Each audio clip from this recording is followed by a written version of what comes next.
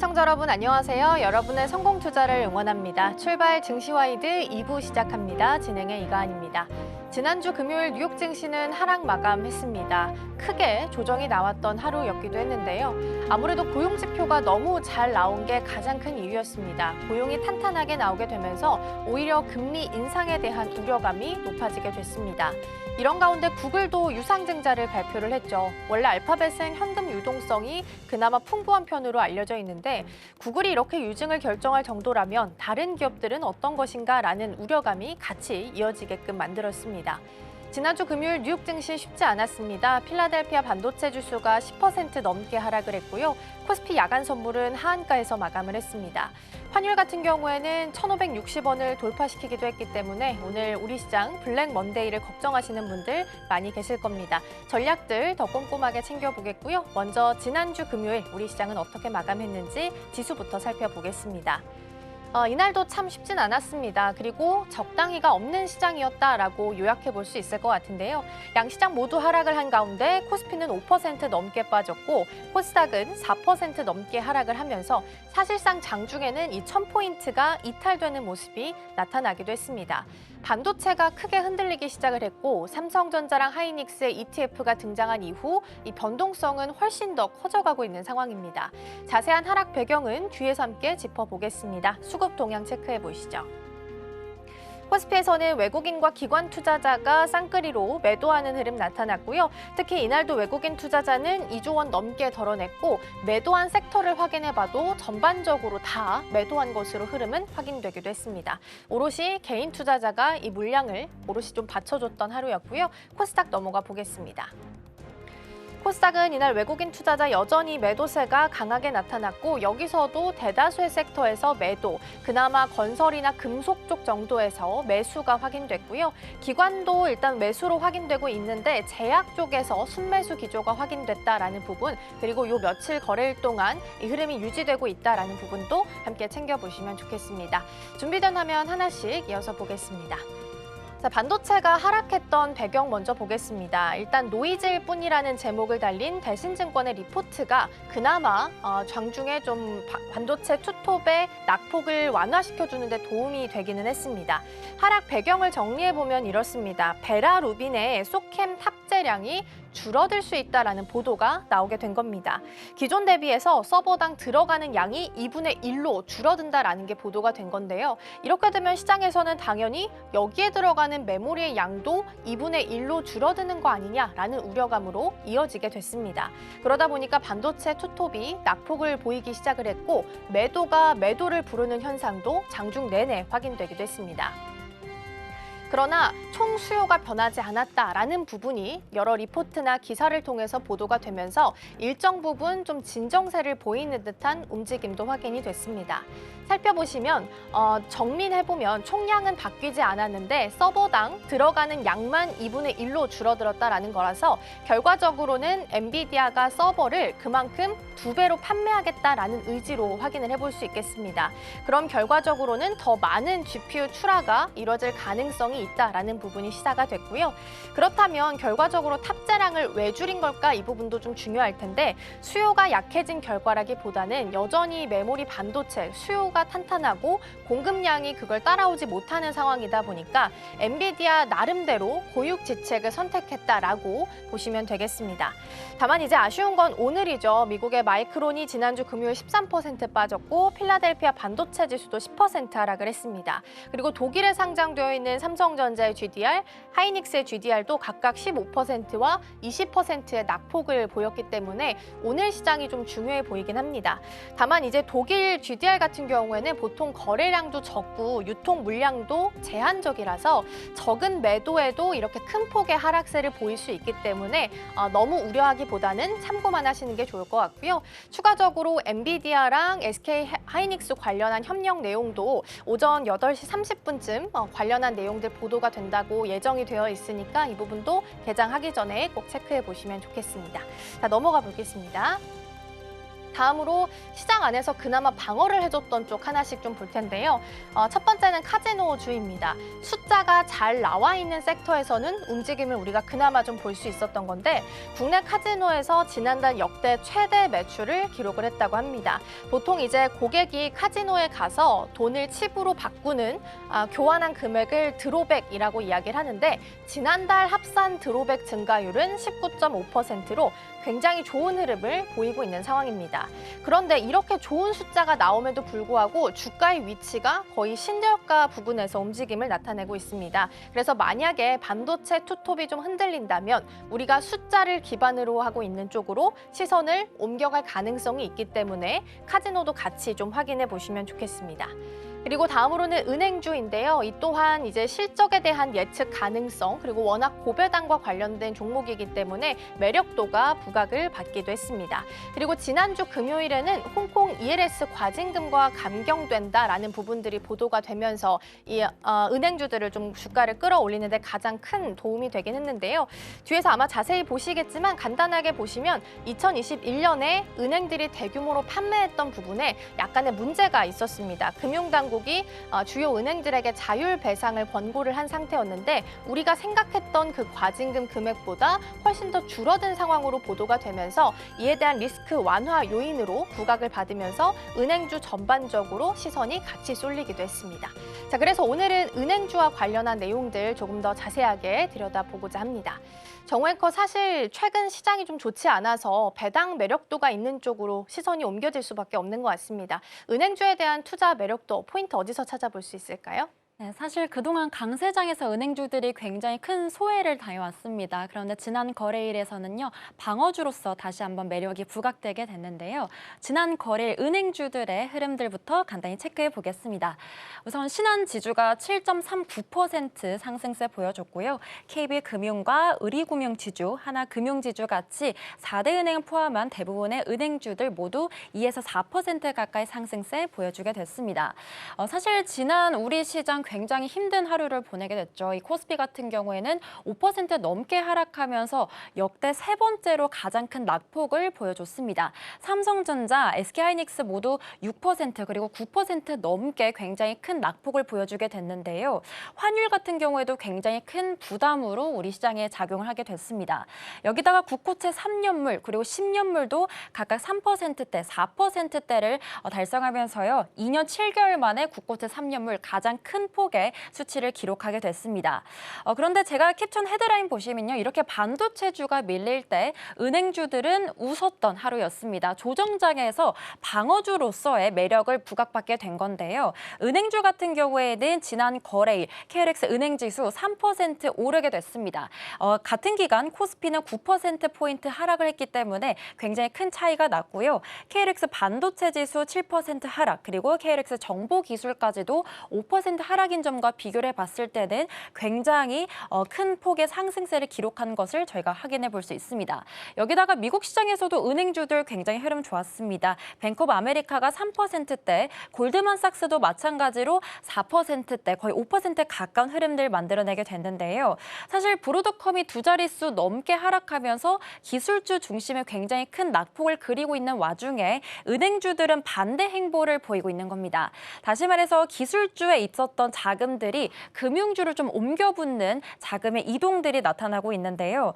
사실 그동안 코스피와 은행주들의 흐름들 다시 한번 체크를 해보겠습니다. 3개월 동안 코스피는요 거의 50% 가까이 상승했지만 은행지수는 사실 5% 상승에 불과했습니다. 굉장히 이런 불장에서 소외된 모습들이 굉장히 컸고요. 6월 들어서도 코스피가 4% 하락하고 있는 반면에 오히려 신한지주나 그리고 KB금융 같은 경우에는 두 자릿수 상승하면서 말 그대로 반대 행보들을 차근차근 밟아오고 있습니다.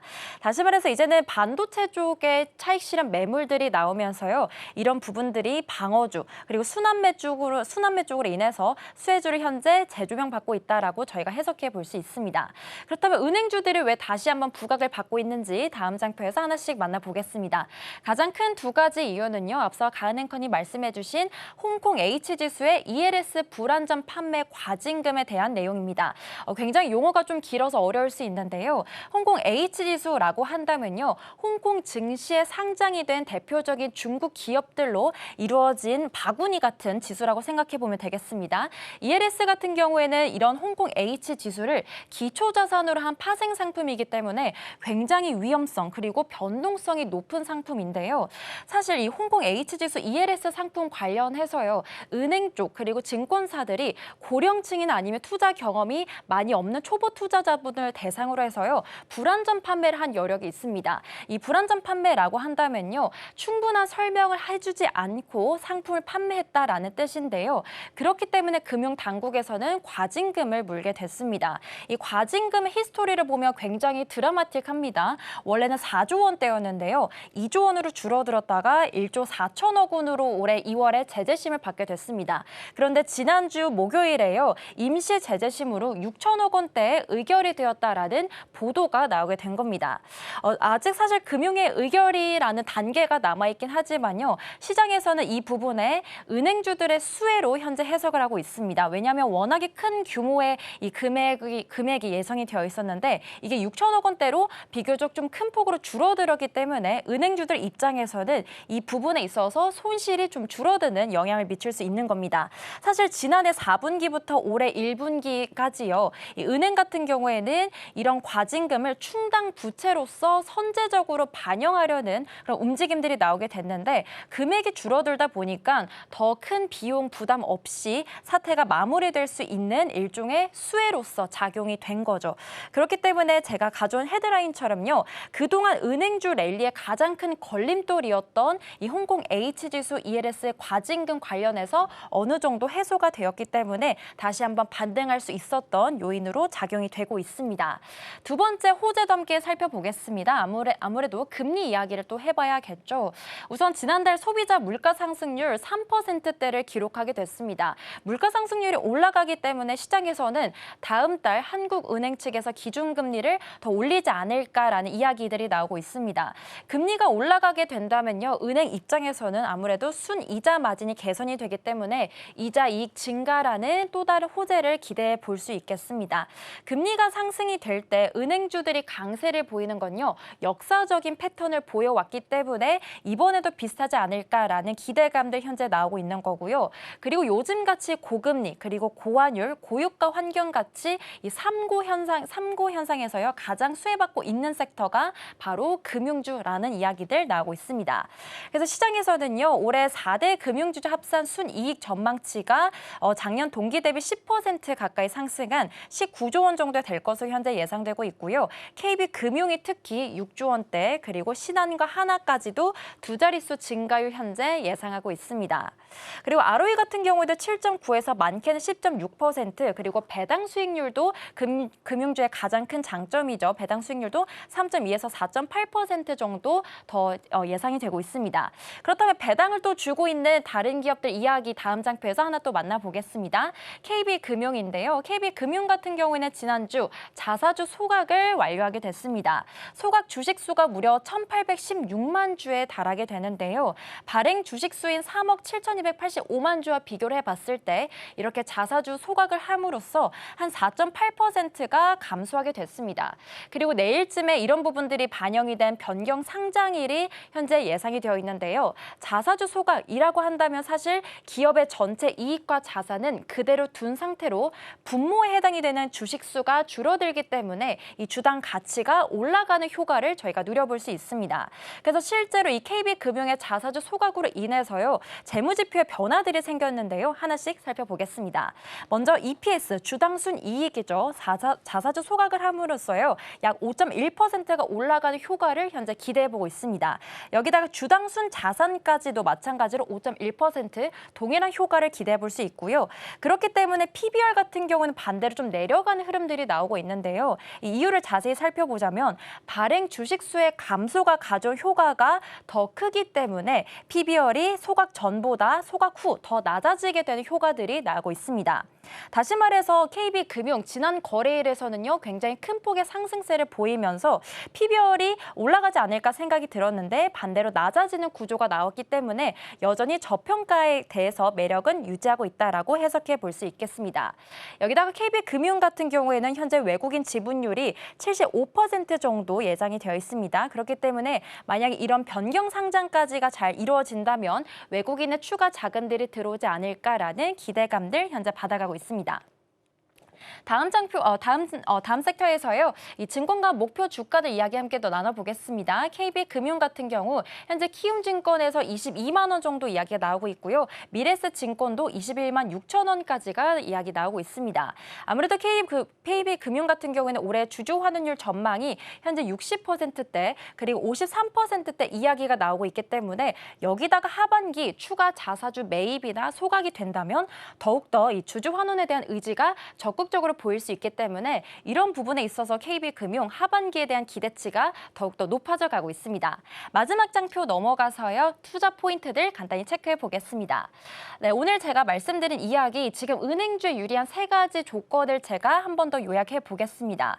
우선 홍콩 H지수 ELS 과징금 관련해서 리스크가 해소가 되었기 때문에요. 이 충당금 선 반영에 대한 완료가 앞으로는 이제 더욱더 부담이 없을 거다라는 부분을 저희가 확인해 볼 수 있겠고요. 여기다 금리 상승 사이클에 본격적으로 진입을 하게 됩니다.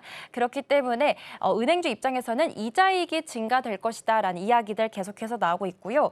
그리고 사실 그동안 너무 가파르게 올라왔었죠. 반도체 그리고 AI주 관련해서 이제는 차익 실현 물량들이 나오고 있기 때문에 여기서 순환매가 이루어지게 된다면 그동안 소외를 받았던 금융주 쪽에 자금이 들어올 수 있을 거다라는 유입에 대한 기대감들까지 받아가고 있습니다.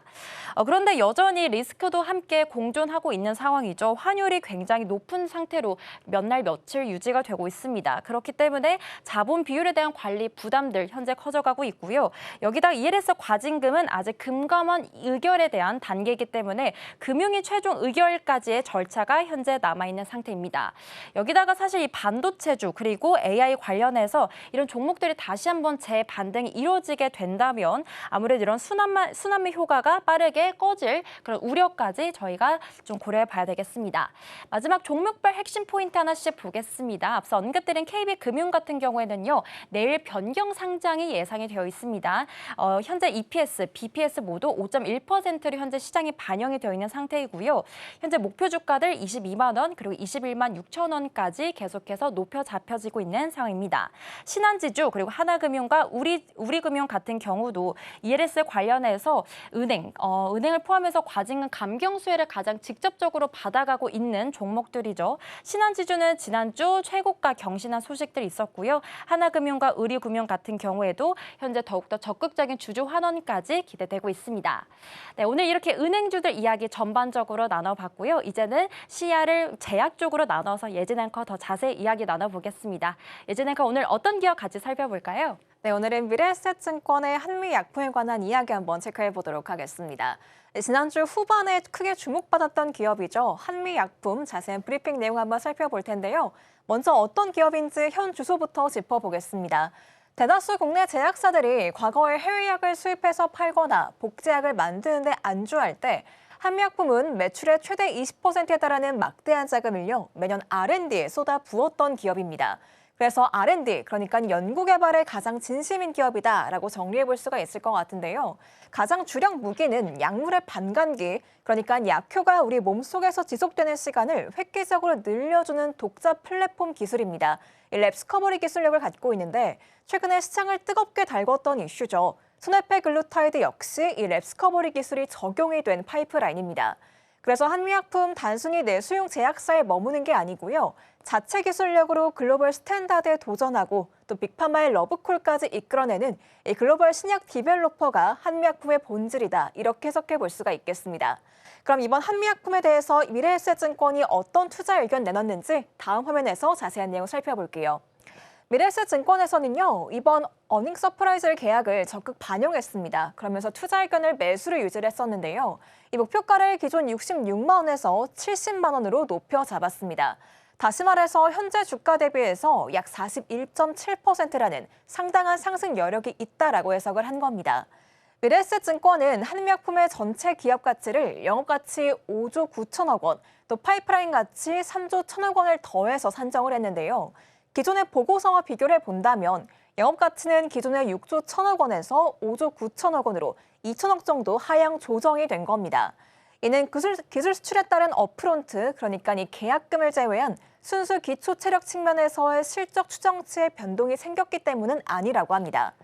국내 제네릭 약가 인하 압박과 또 최근에 주도 섹터 대비해서 제약 바이오 쪽이 소외가 되면서 국내 상위 제약사들의 평균 멀티플이 14.6배로 하락한 점을 반영했던 보수적인 계산 결과라고 하는데요. 하지만 이러한 영업가치 감소를 완벽하게 상쇄하고도 남은 핵심 마스터키가 바로 파이프라인 가치의 대폭 상향을 꼽을 수가 있겠습니다. 이 파이프라인 가치는 기존 2조 5천억 원에서 3조 1천억 원으로 무려 6천억 원이 증액이 되는데요. 그 결정적인 배경이 바로 이번에 일라일리 측으로 기술 수출에 성공한 GLP-2 유사체, 그러니까 소네페 글루타이드의 가치 5,249억 원이 새롭게 추가적으로 반영됐기 때문입니다. 그렇다면 이 소네페 글루타이드 어떤 건지 제가 자세한 내용 다음 화면에서 설명드리도록 할게요. 이번 계약의 총 거래 규모부터 뜯어보자면 무려 1조 9천억 원에 달하는 대형 프로젝트에 해당을 합니다. 계약 체결 직후에 한미약품이 조건 없이 받게 되는 선급금, 그러니까 업프론트 금액이 1,129억 원에 달하는데요. 이 전체 계약 규모가 아무리 커도 반환 의무가 없는 업프론트 비중이 낮으면 계약의 진정성이 떨어진다, 이렇게 해석할 수가 있겠는데, 하지만 이번 계약은 1,100억 원이 넘는 거액의 현금이 반환 의무가 없는 선급금으로 이미 확정이 됐습니다. 일라일리가 이 파이프라인의 가치를 얼마나 높게 평가하고 있는지를 방증할 수 있는 대목이다, 이렇게 볼 수가 있겠습니다. 특히나 지금 소네페 글루타이드가 임상 2상을 진행하고 있는데요. 현재 진행 중인 글로벌 임상 2상까지는 한미약품이 자체적으로 책임지고 완료하기로 합의를 했습니다. 임상 2상이 마무리되어서 비임상 또 임상 데이터 패키지가 완전히 확보가 되고 나면 그 이후에 글로벌 후속 임상 3상 개발 또 글로벌 국가별 승인, 전 세계 상업화 마케팅 유통은요, 일라일리가 전적으로 담당을 하게 됩니다. 다시 말해서 한미약품은 임상 2상이라는 자신 있는 단계까지 직접 완수해서 리스크를 통제하고 자금력 또 글로벌 네트워크가 필수적인 임상 3상과 상업화 단계는요, 일라일리의 인프라를 사용하는 가장 이상적인 구조의 윈윈 계약이 성사됐다, 이렇게 볼 수가 있겠습니다. 그런데 이 GLP-2에도 약점이 있다고 합니다. 다음 화면 넘어가서요, 좀 자세한 내용 살펴보도록 할게요. 지금 전 세계 제약 시장을 지배하고 있는 키워드가 아시다시피 GLP-1입니다. 이 제파운드나 위고비처럼 식욕을 억제하고 또 혈당을 조절해서 비만과 당뇨를 치료하는 메커니즘이죠. 그런데 지금 저희가 계속해서 언급하고 있는 GLP-2는요, 이 GLP-1의 사촌 호르몬격이다라고 보시면 되겠습니다. 다시 말해서 소장을 키우고 영양분의 흡수를 돕는 호르몬이다라고 보시면 되는데요. GLP-1이 음식을 거부하게 만드는 거라면 GLP-2는 들어온 음식을 잘 흡수할 수 있도록 도와주고 또 재생하는 호르몬이라고 이해하시면 되겠습니다. 특히나 이 GLP-2 기전이 가장 필요한 질환이 이번 계약의 핵심 적응증인 바로 단장 증후군입니다. 이 단장 증후군은 말 그대로 장이 짧아진 증후군인데요. 환자가 아무리 음식을 먹어도 영양분을 몸속으로 흡수하지 못하기 때문에 그대로 놔두면 아사하게 되는 무서운 질환입니다. 그래서 이 단장 증후군 환자들은요, 생명 유지를 위해서 입이 아니라 이 정맥 혈관을 통해서 고농축 영양 수액을 직접 주입받아야 된다고 합니다. 그런데 더 큰 문제는 장기적인 부작용이 있다고 하는데요. 이 간이 심각하게 손상되거나 혈관 합병증 같은 치명적인 2차 합병증으로 사망에 이르기도 한다고 합니다. 결국 이 치료의 유일한 근본책은 딱 하나입니다. 남아있는 소장의 크기를 다시 키우고 영양분의 흡수 능력을 끌어올려서 정맥 수액줄을 끊어내거나 줄이는 게 유일한 해결책이라고 하는데요. 여기서 바로 그 소장을 키우는 천연 호르몬 GLP-2가 구원 투수로 등판하게 되는 겁니다. 그럼 저희 좀 더 자세한 내용 다음 화면 넘어가서 살펴보도록 할게요. 이 소네페 글루타이드의 경쟁력을 좀 볼 수가 있는데요. 우리가 GLP-2 호르몬이 몸속에 있지만 반감기가 겨우 몇 분에 불과하다고 합니다. 그래서 주사를 놓자마자 몇 분 만에 몸속에서 분해되어 사라지니까 약으로 쓰기는 어려운 거죠. 이 반감기를 조금 늘려서 현재 유일하게 전 세계 시장에 출시돼 쓰이고 있는 단장 증후군 치료제가 바로 다케다 제약의 테두글루타이드, 상품명 가텍스입니다. 이 치료제는 2012년에 FDA 승인을 받았고요. 작년 기준 전 세계에서 1조 3천억이 넘는 매출 기록한 블록버스터 약물입니다. 하지만 이조차도 여전히 반감기가 충분치가 않아서 매일 하루에 한 번씩 배나 허벅지에 주사를 맞아야 한다고 해요. 매번 주사 직전에는 흰색 분말가루에 증류수를 부어서 녹여 쓰는 재구성 과정까지 환자가 직접 거쳐야 한다고 합니다. 그런데 바로 이 단계에서 소네페 글루타이드가 게임 체인저로 등장을 하게 됩니다. 한미약품은 임상 1상에서 기존 치료제를 압도하는 4가지 독보적인 데이터를 공식 확인했다라고 밝혔는데요.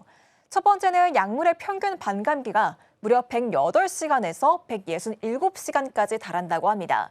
기존 약물과는 달리 몸속에서 최장 일주일 이상의 약효가 안정적으로 유지가 된다는 겁니다. 그래서 기존의 1일 1회 이 투약 패러다임을요, 월 1회 투약 가능한 차세대 제형으로 개발할 수 있는 가능성을 입증한 대목으로 가장 높게 평가받고 있는 지표입니다. 두 번째는 양호한 안전성, 그리고 극히 낮은 면역 원성을 확인했고요. 세 번째는 투약 이후에 최대 30일까지 지속이 되는 혈장 시트룰린 기반의 약동학적인 효과를 확인했다고 합니다. 여기서 시트룰린은 소장 상피세포에서 주로 만들어지는 아미노산인데요. 이 수치가 높게 유지가 된다는 건 실제 소장세포가 건강하게 증식하고 재기능을 하고 있는 생체 지표다, 이렇게 해석해 볼 수가 있겠습니다. 마지막으로는 환자의 신장 기능 저하와 무관하게 일정한 약물 대사 특성을 보이기 때문에 지금 소네페 글루타이드가 게임 체인저로 등장했다, 차별화된 경쟁력이다, 이렇게 해석해 볼 수가 있겠습니다. 그렇다면 이를 통한 시장 규모 앞으로 어떻게 될까요? 다음 화면 넘어가 보겠습니다. 단장 증후군이 희귀 질환인데 시장 규모가 너무 작은 게 아닌가, 이런 의문점을 드실 수 있을 것 같습니다. 지금 1위 치료제인 다케다 가텍스의 연간 최대 매출이 10억 달러 수준이기 때문에 시장의 절대적인 크기만 본다면 그렇게 보일 수도 있을 것 같은데요. 하지만 미래에셋 증권에서는 혁신적인 투약 편의성의 개선은 기존 파일을 나눠 먹는 것에 그치지 않고 전체 시장 규모 자체를 폭발적으로 확장시킬 거다라고 분석하고 있습니다. 소네페 글루타이드가 월 1회 투약의 편의성, 또 강력한 소장 재생 효과를 무기로 시장에 진입할 경우 연간 최대 매출액이 기존 시장의 3배에 달하는 약 30억 달러, 우리 돈으로 약 4조 원 수준까지 성장할 거다, 이렇게 추정하고 있습니다. 또 추가적인 업사이드까지 있다고 하는데요. 릴리가 이 약을 단순히 단장 증후군 치료제로 쓰려고 1조 9천억 원을 줬을 리는 없다는 점을 꼽고 있습니다.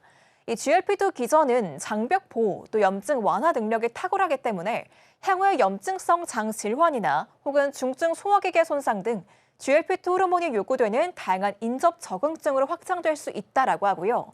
여기에 더해서 일라엘리의 기획력까지 결합이 된다면 중장기적인 파이프라인의 가치는 우리가 지금 상상하는 그 이상이 될 수 있다라는 평가가 나오고 있습니다. 그럼 저희 마지막으로 하반기에 주목해야 될 파이프라인까지 한번 체크해 보도록 할게요. 다음 화면 넘어가 보겠습니다. 이 한미약품이 보유한 후속 파이프라인들의 면면을 봤을 때 추가적인 대형 기술 수출 가시성이 여전히 활짝 열려 있다라고 미래에셋 증권에서는 분석하고 있습니다. 크게 4가지를 제가 꼽아봤는데요. 첫 번째는 에피노페그듀타이드의 글로벌 임상 2비상 데이터 발표가 예정이 되어 있습니다. 이 머크의 라이센스 아웃되어서 진행 중인 메쉬, 그러니까 대사기능 장애 관련 지방간염 치료제가요, 올 하반기 이 중간 데이터가 공개될 예정이라고 합니다. 데이터가 긍정적일 경우 일라엘리 계약을 넘어서는 엄청난 마일스톤 유입과 또 기업 가치 재평가가 이루어질 거다라고 전망이 되고 있고요. 두 번째 요인 같은 경우는 에페글레나타이드의 국내 허가 또 공식 출시를 앞두고 있습니다.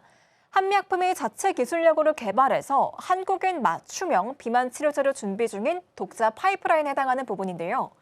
글로벌 약물들이 공급 부족을 겪는 상황에서 올 하반기 국내 허가 또 출시가 가시화된다면 한미약품은 곧바로 대규모의 내수 비만 시장 매출을 실무 숫자로 찍어낼 거다라는 전망이 나오고 있습니다. 세 번째 파이프라인 넘어가 보도록 하면요. 차세대 비만 치료 후보 물질이죠. HM17321의 임상 1상 단회 투여 결과가 발표가 됩니다. 이 물질은 기존 비만약들이 체지방과 함께 근육량까지 감소시켰다는 치명적인 단점을 보완한 물질인데요. 근육은 보존하고 지방만 선택적으로 태우는 혁신적인 차세대 물질로 지금 시장에서 기대를 한몸에 받고 있는 물질입니다.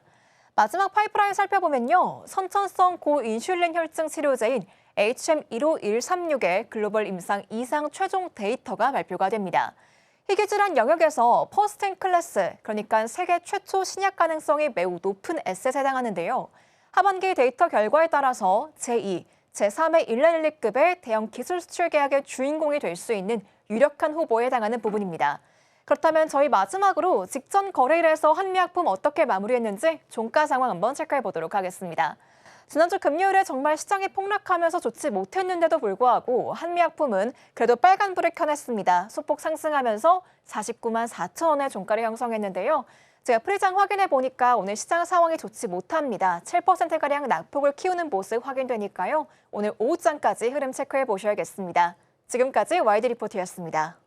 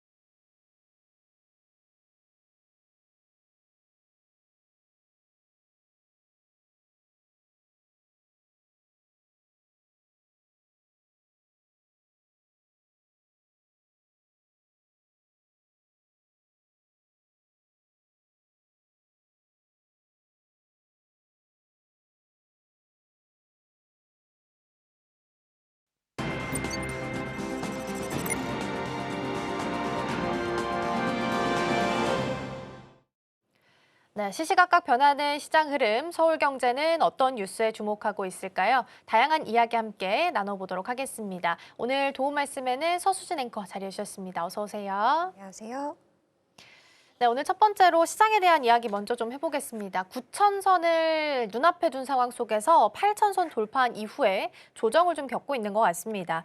지금 6월 증시의 향방을 결정할 여러 가지 변수가 있는데 금리와 기업 이익이 꼽히고 있는 상황이라고 합니다. 시장을 전반적으로 어떻게 좀 분석을 해볼 수 있을까요? 네, 6월 5일장 흐름을 구체적인 수치로 보게 된다면 코스피 지수가 5% 넘게 하락을 하면서 8,160선에서 마감을 했습니다. 이렇게 극심한 변동성의 1차 원인은 미국발 AI 반도체 실적 우려입니다. 미국 브로드컴이 발표했던 2분기 실적이 시장 예상치를 밑돌고 연간 매출 전망치도 상향하지 않으면서 주가가 12% 넘게 급락했습니다. 이 여파로 6월 5일 국내 증시에서도 삼성전자가 6%, SK하이닉스가 9% 하락 마감했는데요. 여기에 국내 거시경제 지표 악화가 하방에 압력을 더했습니다. 한국의 5월 소비자 물가지수 상승률이 3.1%를 기록하면서 한국은행의 추가 긴축 그리고 기준금리 상승 우려가 커졌고요. 이러한 금리 상승은 높은 밸류에이션을 적용받는 반도체 기업들의 자금 조달 비용을 높여서 부담이 되게 했습니다. 환율 역시 장중 1,540원 선까지 치솟았습니다. 삼성전자와 SK하이닉스의 수출 비중이 각각 90%, 98%에 달해서 환율 상승은 원화 환산 매출 증대로 이어지는데요. 하지만 장기 프로젝트가 많고 상당수 물량의 환해지를 진행해서 당장의 실적에 즉각적으로 반영되지는 않습니다. 오히려 코스피가 단기 급등하는 과정에서 개인 투자자들의 신용 거래 융자의 잔고가 급증했기 때문에 이번 급락은 펀더멘털의 훼손이라기보다 차익 실현과 반대 매매 물량이 쏟아졌던 수급적인 요인이 크겠습니다. 실제로 골드만삭스는 반도체 이익 증가세가 이 부담을 상쇄할 것으로 분석하면서 코스피 목표치를 12,000으로 대폭 상향했습니다. 네, 기대해 볼 만한 부분들도 간단하게 좀 살펴볼 텐데요. 그래도 지난주 주말 내내 젠슨왕 CEO가 한국에 있는 기업들을 만나면서 다양한 이야기들을 꺼내놓은 상황이긴 합니다. 지금 신규 사업 한 4가지 정도 언급이 됐는데 자세하게 좀 짚어주실까요? 네, 이번에 젠슨왕 최고 경영자가 발표했던 신규 사업은 차세대 AI 가속기 플랫폼인 베라 루빈, 그리고 베라 CPU, AI 노트북 플랫폼인 RTX 스파크, 로봇용 컴퓨팅 플랫폼까지입니다. 이 4개 사업 모두 막대한 양의 고성능 메모리를 필요로 해서 삼성전자에게는 대규모 수요처가 확보될 수 있는 강력한 모멘텀인데요. 가장 핵심은 대규모 AI 인프라 구축을 전제로 하는 베라 루빈입니다. AI 연산 시스템이 고도화될수록 가속기를 뒷받침할 수 있는 고대 역폭 메모리의 용량이 기하급 급수적으로 증가합니다. 이 젠슨 황 최고 경영자가 더 많은 HBM을 외친 것도 이 때문인데요. 베라 루비네는 기존을 뛰어넘는 막대한 양의 HBM과 저전력 LPDDR 메모리가 탑재되어야 하기 때문에 이 삼성전자가 주도하는 HBM4와 이 차세대 D램 시장의 폭발적인 수요 확대가 확정적입니다. 이것을 하나의 거대한 시스템으로 통합하기 위해서 초고다층 기판 수요도 늘어나게 될 텐데요. RTX 스파크 도입 역시 큰 변화로 꼽히고 있습니다. 이 클라우드가 아니라 기기 자체에서 연산하는 온디바이스 AI 환경이 PC로 확장이 되면 하드웨어 사양 환경에 따라서 이 대규모 고체 수요가 발생하기 때문에 일반 PC용 고성능 D램 출하량의 급증으로 이어지게 됩니다. 마지막으로 제슨 토르를 통해서 스마트 팩토리 등의 피지컬 AI 생태계가 열리게 된다면 현장에서 생성되는 방대한 데이터를 처리하기 위한 추가적인 메모리 수요가 새롭게 창출될 수 있습니다. 네, 그동안 시장에서는 계산을 좀 빠르게 처리해 줄 수 있는 HBM에 대한 수요가 높았다면 최근에는 AI를 러닝시킬 수 있는, 그러니까 기억에 대한 저장 창고로서 역할을 해줄 수 있는 낸드에 대한 수요도 같이 높아지고 있는 상황입니다. 삼성전자 실적 전망에 있어서 이러한 부분도 도움이 될 수 있을까요? 네, 6월 4일에 카운터포인트 리서치의 발표에 따르면요. 올해 1분기 글로벌 낸드 플래시의 시장 규모가 거의 460억 달러가 나왔습니다. 한화로는 거의 70조 원으로 집계가 된 건데요. 전년 동기 대비해서 3.5배, 전분기 대비 90% 급증한 역대 최대치입니다. 여기서 삼성전자는 29%의 점유율로 글로벌 1위를 수성했고요. 직전 분기 대비해서 점유율도 2%포인트 상승했습니다.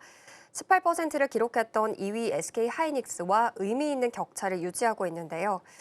낸드 시장의 폭발적인 성장은 이 SSD가 이끌었습니다. AI 데이터 센터는 방대한 데이터를 끊임없이 읽고 써야 하기 때문에 전력 소모가 적고 이 데이터 보존력이 뛰어난 낸드 기반의 ESSD가 필수적입니다. 1분기 전체 낸드 시장에서 이 ESSD 비중이 43%에 달했고요. 연말에는 60%를 넘을 전망입니다.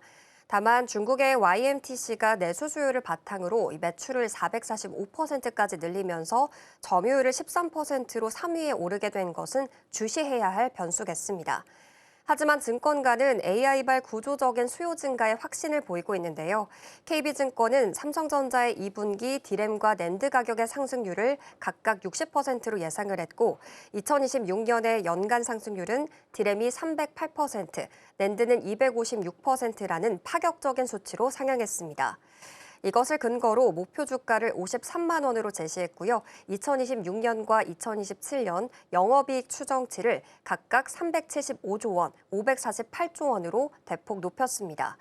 삼성전자 메모리 자체는 확실한 수요를 기반으로 장기적인 이익 성장 사이클에 진입했다라는 것이 시장에서 입증이 되고 있는 모습입니다.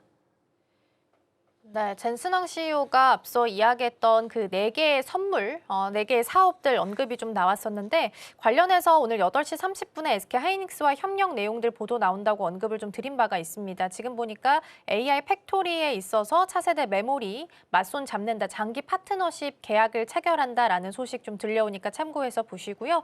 사실상 주가는 반영을 잘 못하고 있는 것 같긴 합니다. 삼성전자는 여전히 10% 프리마켓에서 하락하고 있고요. SK하이닉스가 한 14에서 15%까지 떨어졌다가 지금은 9.8%까지 일단 일정 부분은 만회를 했다라는 부분까지 챙겨보도록 하겠습니다.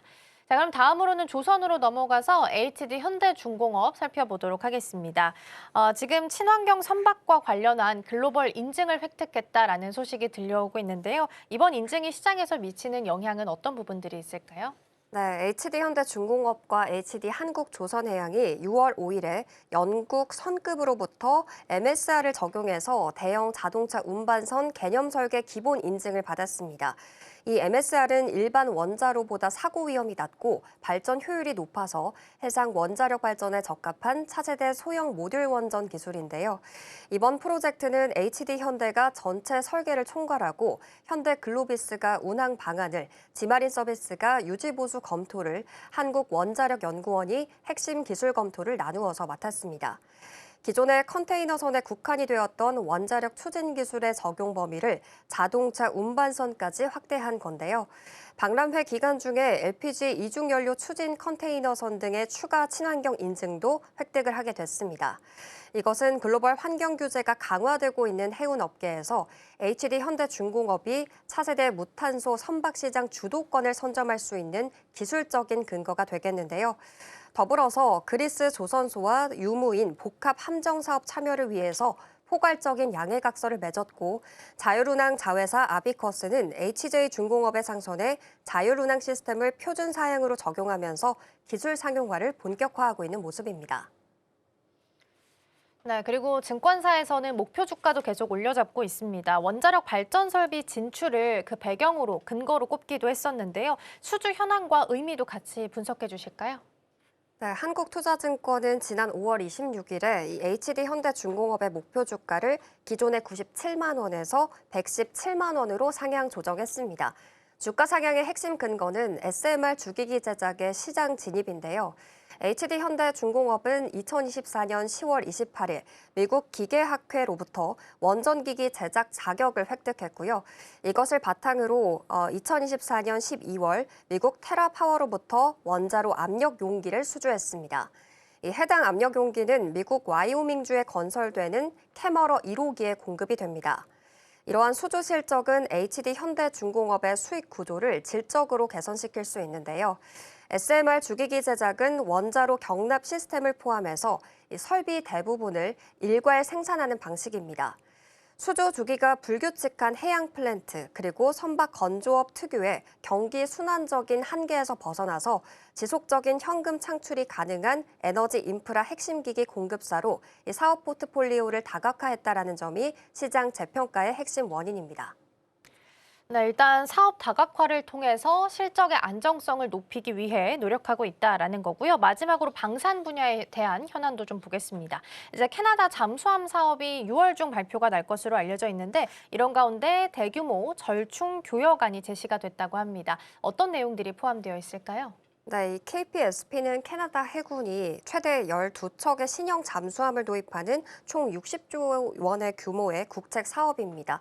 현재 HD현대중공업은 한화오션과 원팀을 이루어서 독일 기업과 최종 수주 경쟁 중인데요. 캐나다 정부가 자국 경제 기여도를 중시함에 따라서 HD현대는 지난 6월 2일 조선과 에너지, 건설 기계 등의 그룹 계열사의 역량을 결합해서 절충교역 패키지를 제안을 했습니다. 먼저 에너지 부분에서 HD현대 오일뱅크가 2025년 기준 488만 배럴이던 이 캐나다산 원유 수입량을 2026년 최대 1,600만 배럴로 3.3배 확대해서 고부가가치 석유 제품을 생산하는 방안을 제시했습니다. 인프라 부문에서는 HD 건설기계가 캐나다 광업 그리고 도로 건설 사업에 자사 자율화 솔루션을 테스트베드로 제공하는 매칭 펀드 조성까지 제안을 했는데요. 여기에 HD현대중공업이 손원 1급과 도산 안창호급 잠수함을 건조하게 되면서 축적했던 방산 노하우까지 결집을 했습니다. 잠수함의 우수한 성능은 물론이고 대규모 경제 파급 효과를 구체적으로 제시하면서 막바지 수주전에서 유리한 위치를 차지하려는 전략입니다. 네, 캐나다 잠수함과 관련된 내용들은 6월 중에 아마 공개가 될 겁니다. 그래서 나오는 뉴스 체크 좀 같이 해드리도록 하겠고요. 다음으로는 삼성전기 보도록 하겠습니다. 증권가에서는 그래도 계속 좋은 이야기가 들려오고 있기는 합니다. 비중국 생산 능력이 곧 협상력이다라는 이야기까지 등장을 했는데요. 어떤 내용일까요? 네, 이 핵심은 AI 반도체 공급망의 재편입니다. 현재 AI 서버와 또 AI 가속기에 들어가는 고성능 반도체 기판이죠. FCA BGA 시장은 중국 생산 비중이 상당히 높은 구조입니다. 그런데 미국과 중국 간의 기술 패권 경쟁이 장기화되면서 글로벌 빅테크 기업들은 단순히 가격이 아니라 이 안정적으로 공급받을 수 있는 생산 거점을 더 중요하게 보기 시작했습니다. 특히 AI 반도체에 들어가는 핵심 부품은 국가 안보와도 연결되는 영역으로 인식이 되고 있기 때문에 이 북미 관련된 고객사들은 중국 외 지역에서 공급받을 수 있는 업체 확보에 적극적으로 나서고 있는데요. 이 과정에서 삼성전기가 부각되고 있습니다. 삼성전기는 한국과 동남아 중심으로 생산 체계를 갖추고 있고요. 고사양 서버용 FC BGA를 양산할 수가 있는 글로벌 소수 업체 중에 하나입니다. 실제로 미래에셋증권은 삼성전기가 북미 AI 반도체 고객사들의 비중국 조달 수요 확대에 직접적인 수혜를 받을 것으로 분석을 하고 있습니다. 특히 서버용 FCBGA는 한 번 공급망에 진입하게 되면 장기간 거래가 이어지는 경우가 많은데요. AI 데이터 센터 투자가 계속 확대되고 있는 상황에서 삼성전기는 공급의 물량 증가뿐만 아니라 가격 협상력까지 확보할 수 있는 가능성이 높아졌다라는 평가가 나오고 있습니다. 미래에셋증권은 삼성전기의 2026년의 매출액을 13조 5천억 원, 영업이익은 1조 5천억 원 수준으로 전망을 했는데요. 이것은 전년 대비 매출은 거의 20%, 영업이익은 77% 이상 증가하는 수준입니다. 결국에 AI 반도체 공급망이 재편되면서 삼성전기가 주목받을 수 있다라고 정리해 볼 수 있을 텐데요. 가장 주목하고 있는 건 FCBGA에 대한 모멘텀이 아닐까 싶습니다. 시장에서는 어느 정도로 기대하고 있는 상황일까요? 네, 맞습니다. 현재 이 삼성전기 투자 포인트의 중심에는 FCBGA가 있습니다. FCBGA는 AI GPU 그리고 AI 가속기, 이것을 서버용 CPU를 메인보드와 연결하는 초고성능 반도체 기판입니다. 이 반도체의 성능이 높아지게 될수록 더 많은 신호를 빠르게 전달해야 하기 때문에 기판의 중요성도 함께 커지고 있는데요. 특히 최근 AI 반도체는 패키지의 크기가 커지고 전력 사용량도 급증하게 되면서 기판의 면적과 층수 역시 계속해서 증가하고 있습니다. 여기에 엔비디아를 중심으로 확산되고 있는 코어스 패키징의 기술 확대도 FCBGA의 수요를 끌어올릴 수가 있는 요인으로 꼽히고 있는데요. 현재 시장에서는 공급보다 수요가 많은 상황이 이어지고 있습니다. 삼성전기는 이미 일부 고객사를 대상으로 FCBGA의 판매 가격을 인상한 것으로 알려졌고요. 수주 역시 고사양 제품 위주로 선별적으로 받고 있는 상황입니다. 주목할 부분은 투자 규모입니다. 시장에서는 삼성전기의 이 FCBGA 관련 설비 투자가 2026년에는 약 3조 원, 2027년에는 5조 원 수준까지 확대될 것으로 전망하고 있습니다. 그만큼 회사도 단순한 업황 회복이 아니라 구조적인 성장 사이클에 진입했다라는 의미로 해석되고 있는데요. 결국에 지금의 삼성전기는 AI 반도체 시대의 핵심 인프라 역할을 하는 기판 사업에서 존재감을 빠르게 키우고 있다라고 볼 수 있겠습니다. 네, 거기서 더 긴 호흡으로 연결을 시켜본다면 FCBGA 기판에서 유리 기판으로 연동을 좀 시켜볼 수 있을 텐데요.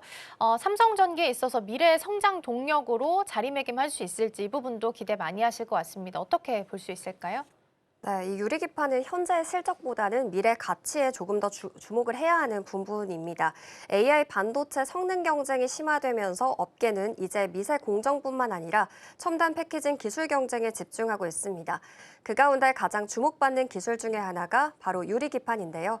이 유리기판은 기존 유리기판보다 휨 현상이 적고 전력 효율과 신호 전달 성능이 우수해서 차세대 AI 반도체용 패키지 소재로 평가를 받고 있습니다. 무엇보다 아직 시장에 절대 강자가 없다라는 점이 중요한데요. 현재 인텔과 일본에 입이된 신코전기, 대만 유니마이크론 등이 개발 경쟁을 벌이고 있지만 아직 글로벌 표준이 정해진 상태는 아닙니다. 삼성전기는 세종 사업장에 파일럿 라인을 구축해서 시제품 생산을 진행 중인 상태고요. 2027년 이후 양산을 목표로 기술 검증과 고객사 평가를 진행하고 있습니다. 또 일본과 협력 체계를 구축하면서 소재 공급망 확보에도 나선 상태인데요. 결국에 FCBGA가 현재의 성장 동력이라면 유리기판은 미래의 성장 동력이라고 볼 수가 있겠습니다. 특히 반도체 산업은 기술뿐만 아니라 이 표준을 선점한 기업이 시장의 주도권을 확보하는 경우가 많습니다. 그래서 시장에서는 삼성전기의 유리기판 전략을 단순한 신규 사업이 아니라 AI 반도체 패키징의 표준 경쟁에 대한 장기 투자로 해석하고 있습니다. 네, 유리기판에 대한 내용까지 좀 살펴봤고요. 삼성전기 오늘 프리장에서 한 10% 정도 하락하는 움직임 나타나고 있습니다. 삼성전기를 비롯해서 대다수의 종목들이 지금 두 자릿수 하락세를 기록을 하고 있기 때문에 개장한 이후의 전략들 더 챙겨보도록 하겠습니다. 오늘 도움 말씀 여기까지 듣겠습니다. 고맙습니다.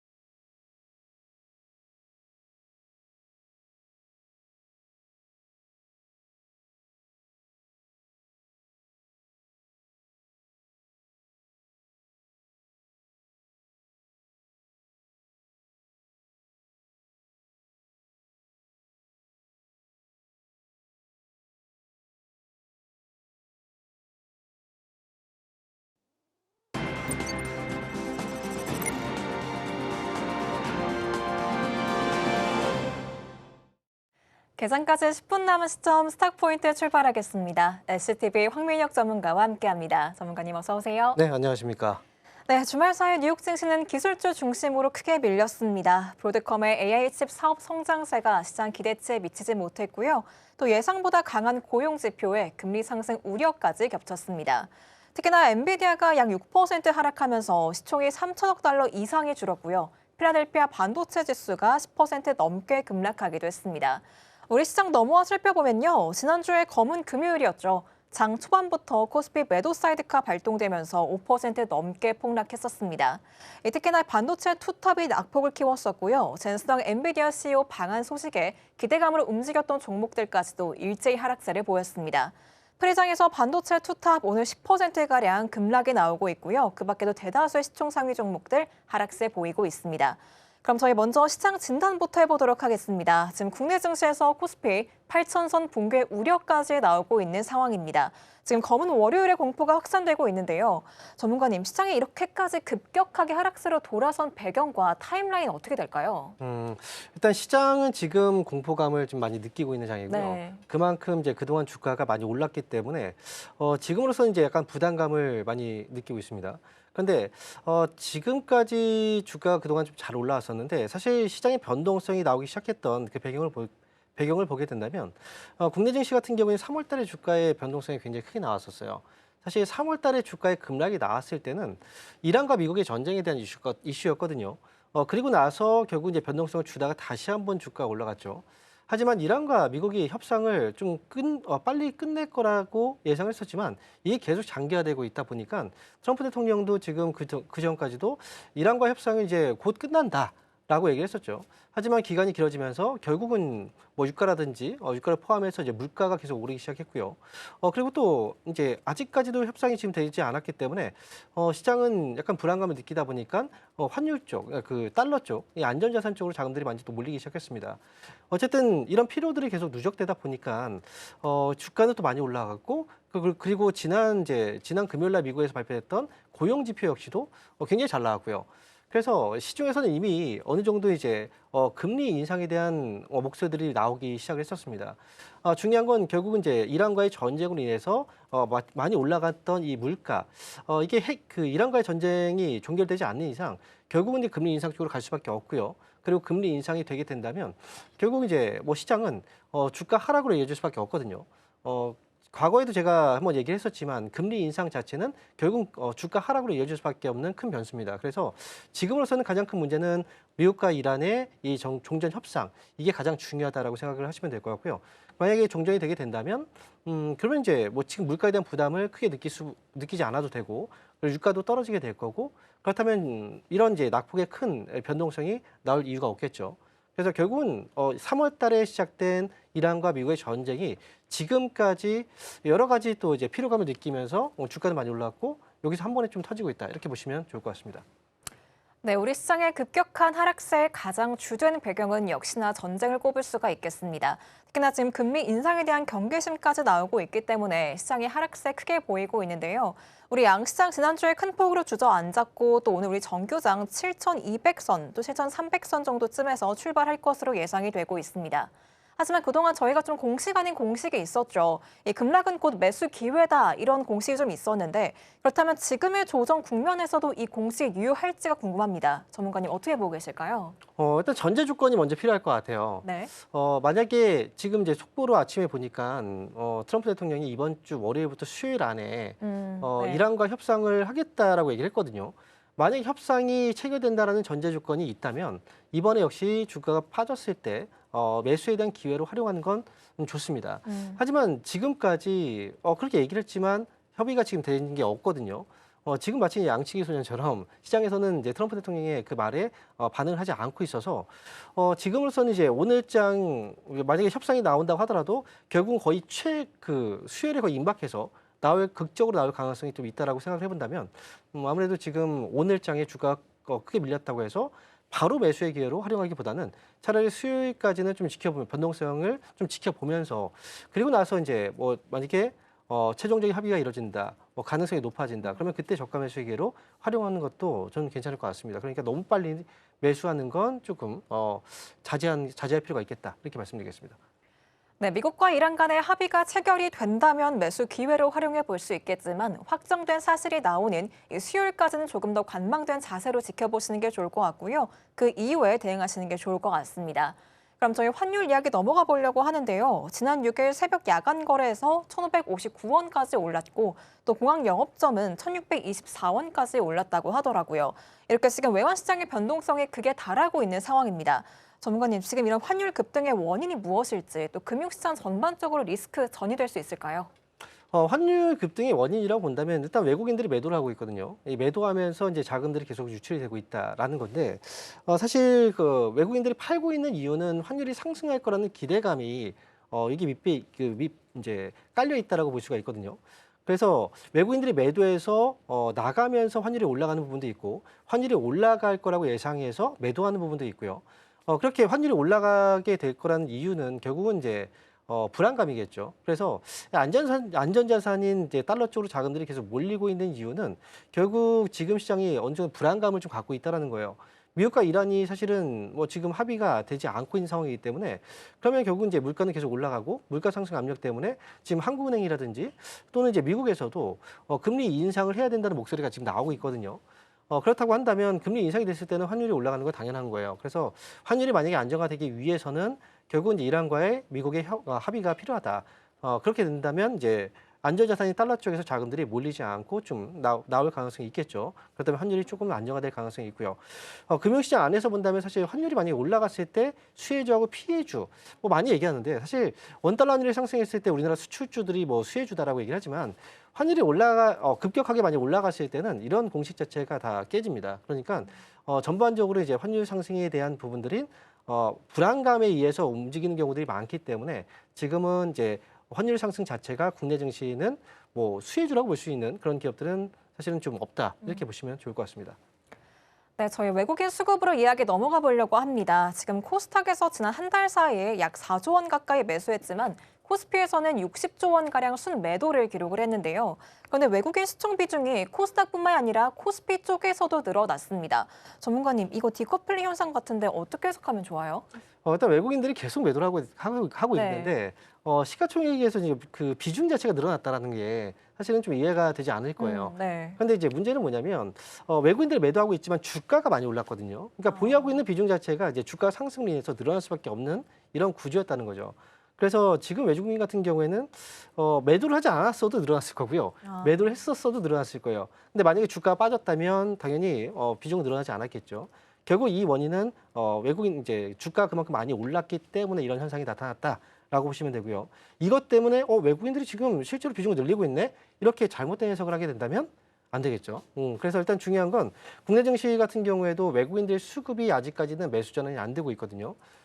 그래서 외국인들이 매수 전환이 들어오는 시점을 좀 잘 활용해서 보시면 좋을 것 같고요. 특히나 이렇게 주가가 크게 변동성이 나올 때 외국인들이 그동안 팔다가 주가가 많이 빠지면 외국인들이 저가 매수에 들어올 가능성이 높아져요. 그렇기 때문에 외국인들이 또 저가 매수가 들어오면 외국인들이 어떤 종목들을 포트에 또 담아가는지 이 부분도 좀 같이 보면서 이 전략들을 세우시는 게 좋을 것 같습니다. 네, 알겠습니다. 지금 우리 정규장 개장 얼마 남겨두지 않고 있는 시점인데요. 반도체 투탑 이야기를 좀 해보려고 합니다. 미장에서 반도체주가 일제히 밀렸었고 오늘 프리장에서부터 흐름이 좋지 않았는데 오늘 반도체 투탑 각각 11%, 12%가량 하락하면서 출발할 것으로 예상이 되고 있습니다. 전문가님, 이 반도체 중심의 변동성 얼마나 이어질까요? 단기 조정일까요? 제가 볼 때는 사실 반도체주들의 조정이 네, 좀 어느 정도 예상이 됐었거든요. 제가 이제 방송에서도 지난번에 한번 얘기를 했었지만 맞아요. 외국인과 기관들이 사실 그 삼성전자의 단일 종목 ETF 상품 중에서 레버리지 그 인버스를 계속 매도를 해오다가 6월 2일 날 외국인과 기관들 그 금융투자까지 매수로 전환이 됐었거든요. 그래서 그 당시에 이제 그 삼성전자하고 하이닉스 이 종목들이 크게 변동성이 크진 않았었어요.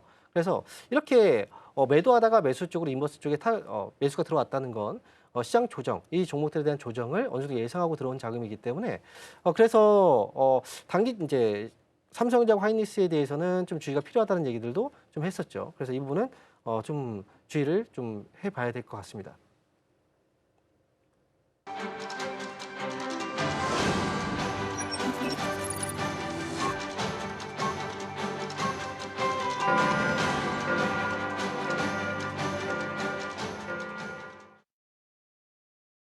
6월 8일 우리 시장 문을 열었습니다. 주말 사이 뉴욕 증시 3대 지수가 일제히 하락을 했었는데요. 이 비농업 일자리 증가치가 전문가들의 예상치를 2배 이상 웃돌면서 고용시장 호조가 금리 인상으로 이어질 거다 이런 예측이 좀 나왔습니다. 그러면서 투심이 악화됐고 특히나 반도체주 중심으로 낙폭이 거셌는데요. 인텔과 AMD가 11%, 10% 넘게 하락을 했었고요. 마이크론 역시 13% 넘게 밀렸습니다. 우리 시장 지난주에 검은 금요일 맞이했었죠. 오늘 프리장에서조차도 지금 반도체 투탑 흐름이 좋지가 못한 모습 예상이 되는데요. 정규 시장 어떻게 흘러갈지 지수 상황 한번 열어보겠습니다. 우리 오늘 양시장 예상했던 대로 하락세로 출발하고 있습니다. 코스피 1% 넘게 떨어지면서 8,048선 지나가는 모습 확인되고요. 코스닥의 낙폭이 컸습니다. 4% 넘게 떨어지면서 오늘 1,000선 밑으로 밀려난 모습 확인되고 있습니다. 양시장 모두 파란불 켜내고 있지만 특히나 오늘 코스닥의 낙폭이 큰 모습이고요. 959선 이어가는 모습 확인되고 있습니다. 코스피가 특히나 7,200선, 7,300선까지 떨어지지 않을까 좀 우려가 있었는데 다행히 8,000선 지켜내는 모습 확인되고 있습니다. 이어 시총 상위 종목들 움직임도 한번 체크해 보도록 하겠습니다. 먼저 코스닥 시장 안에서의 시총 상위 종목들 체크해 보겠습니다. 우선 알테오젠이 오늘 8%가량 밀리면서 30만 6천 원 선 지나가고 있는 모습이고요. 에코프로 그룹주 역시 오늘 하락세가 거셉니다. 각각 8% 또 9%가량 밀리고 있고요. 레인보우옵틱스 역시 8% 넘게 급락세 이어가는 모습 확인되고 있습니다. 주성 엔지니어링 보합으로 움직임이 없네요. 저희 바로 수급으로 넘어가 보도록 하겠습니다. 먼저 코스피 시장 안에서의 수급 상황 말씀드리면요. 실시간 상황 반영해서 말씀드리겠습니다. 오늘 개인의 매수세가 조금 들어오는 모습 확인되고 있습니다. 1,300억가량 물량 담아내고 있고요. 외국인도 소폭 물량 들어옵니다. 오늘 322억 원가량 물량 사들이고 있고요. 기관은 1,659억 원가량 물량 덜어내는 모습 확인되고 있습니다. 이어서 코스닥의 수급 상황 한번 체크해 보도록 할게요. 마찬가지로 실시간 상황 반영해서 말씀드리겠습니다. 오늘 코스닥 안에서는 개인들이 팔자세 보이고 있습니다. 459억 원가량 물량 덜고 있는 반면에 외국인은 615억 원, 기관은 42억 원가량 사자세 보여주고 있는 모습 확인되고 있습니다. 이렇게 지금 개장 상황 살펴보고 왔는데요. 전문가님 예상했던 대로 오늘 양시장 모두 다 하락세 보이고 있습니다. 지금 분위기 어떻게 보고 계실까요? 네, 일단 지금 코스피 지수가 8%까지도 급락이 나왔습니다. 그러니까요. 네, 일단 삼성전자와 하이닉스 지금 현재 주가의 흐름을 봤을 때는 거의 10% 정도대 지금 하락이 나오고 있고요. 그리고 이제 단일 종목 ETF 상품 중에서 인버스가 20% 정도 수익이 나오고 있거든요. 일단 지금 미국 증시 안에서도 결국은 기술주들의 투매가 많이 이어졌었고, 기술주 투매가 이어졌던 부분들은 사실 이제 뭐 금리 인상에 대한 우려감도 분명히 있겠지만 브로드컴에 대한 이제 실적 부진에 대한 부분들, 그리고 또 구글하고 메타가 유상증리에 대한 발언까지 또 나왔었단 말이죠. 그래서 결국은 이제 빅테크 기업들에 대한 의구심이 결국 국내 증시에도 이 하락으로 같이 이어지고 있다, 이렇게 볼 수가 있겠고요. 사실 국내 증시 같은 경우에는 오늘 주가가 7,450포인트 정도가 지금 빠져 있거든요. 제가 사실 이번 시장에서도 예상했던 하락 부분은 7,500포인트 아래쪽까지는 내려갈 수 있다. 이 부분은 이제 아침에도 얘기를 잠깐 언급했었는데, 어쨌든 코스피 지수는 7,500포인트 아래쪽까지 한 번에 큰 조정이 나올 수 있었고, 오늘 같은 경우에는 이 조정이 나온 거거든요. 그렇다고 해서 이제 바로 반등이 나온다기보다는 일단 지금 코스피 지수는 아침 시간대 이제 주말 동안에 쌓여있던 이 공포감이 한 번에 반영이 됐다라고 보시면 되고, 장중에 계속 밀리다기보다는 이 정도까지 빠졌다면 어쨌든 저가 매수의 유입이 좀 들어오긴 할 거예요. 그래서 일단 오늘장 같은 경우에는 이제 코스피 지수가 큰 급락을 맞았고 오전부터 오후장까지 어느 정도 회복을 해주느냐, 이 부분이 가장 중요할 것 같습니다. 삼성전자와 하이닉스, 사실 이 종목들이 그동안 시장을 많이 주도해 왔지만 제가 이제 일전에도 언급했던 부분들이 뭐였냐면 ETF 상품들이 결국은 이제 이 종목들에 대한 주가의 과민한 상승을 이끌어왔기 때문에 약간의 왜곡이 있다. 이 심리가 결국은 이제 ETF 쪽에서 레버리지가 아니라 인버스 쪽으로 이어지게 된다면 그쪽에 많이 몰리게 되고 주가는 크게 밀릴 수 있다는 부분들을 얘기했었거든요.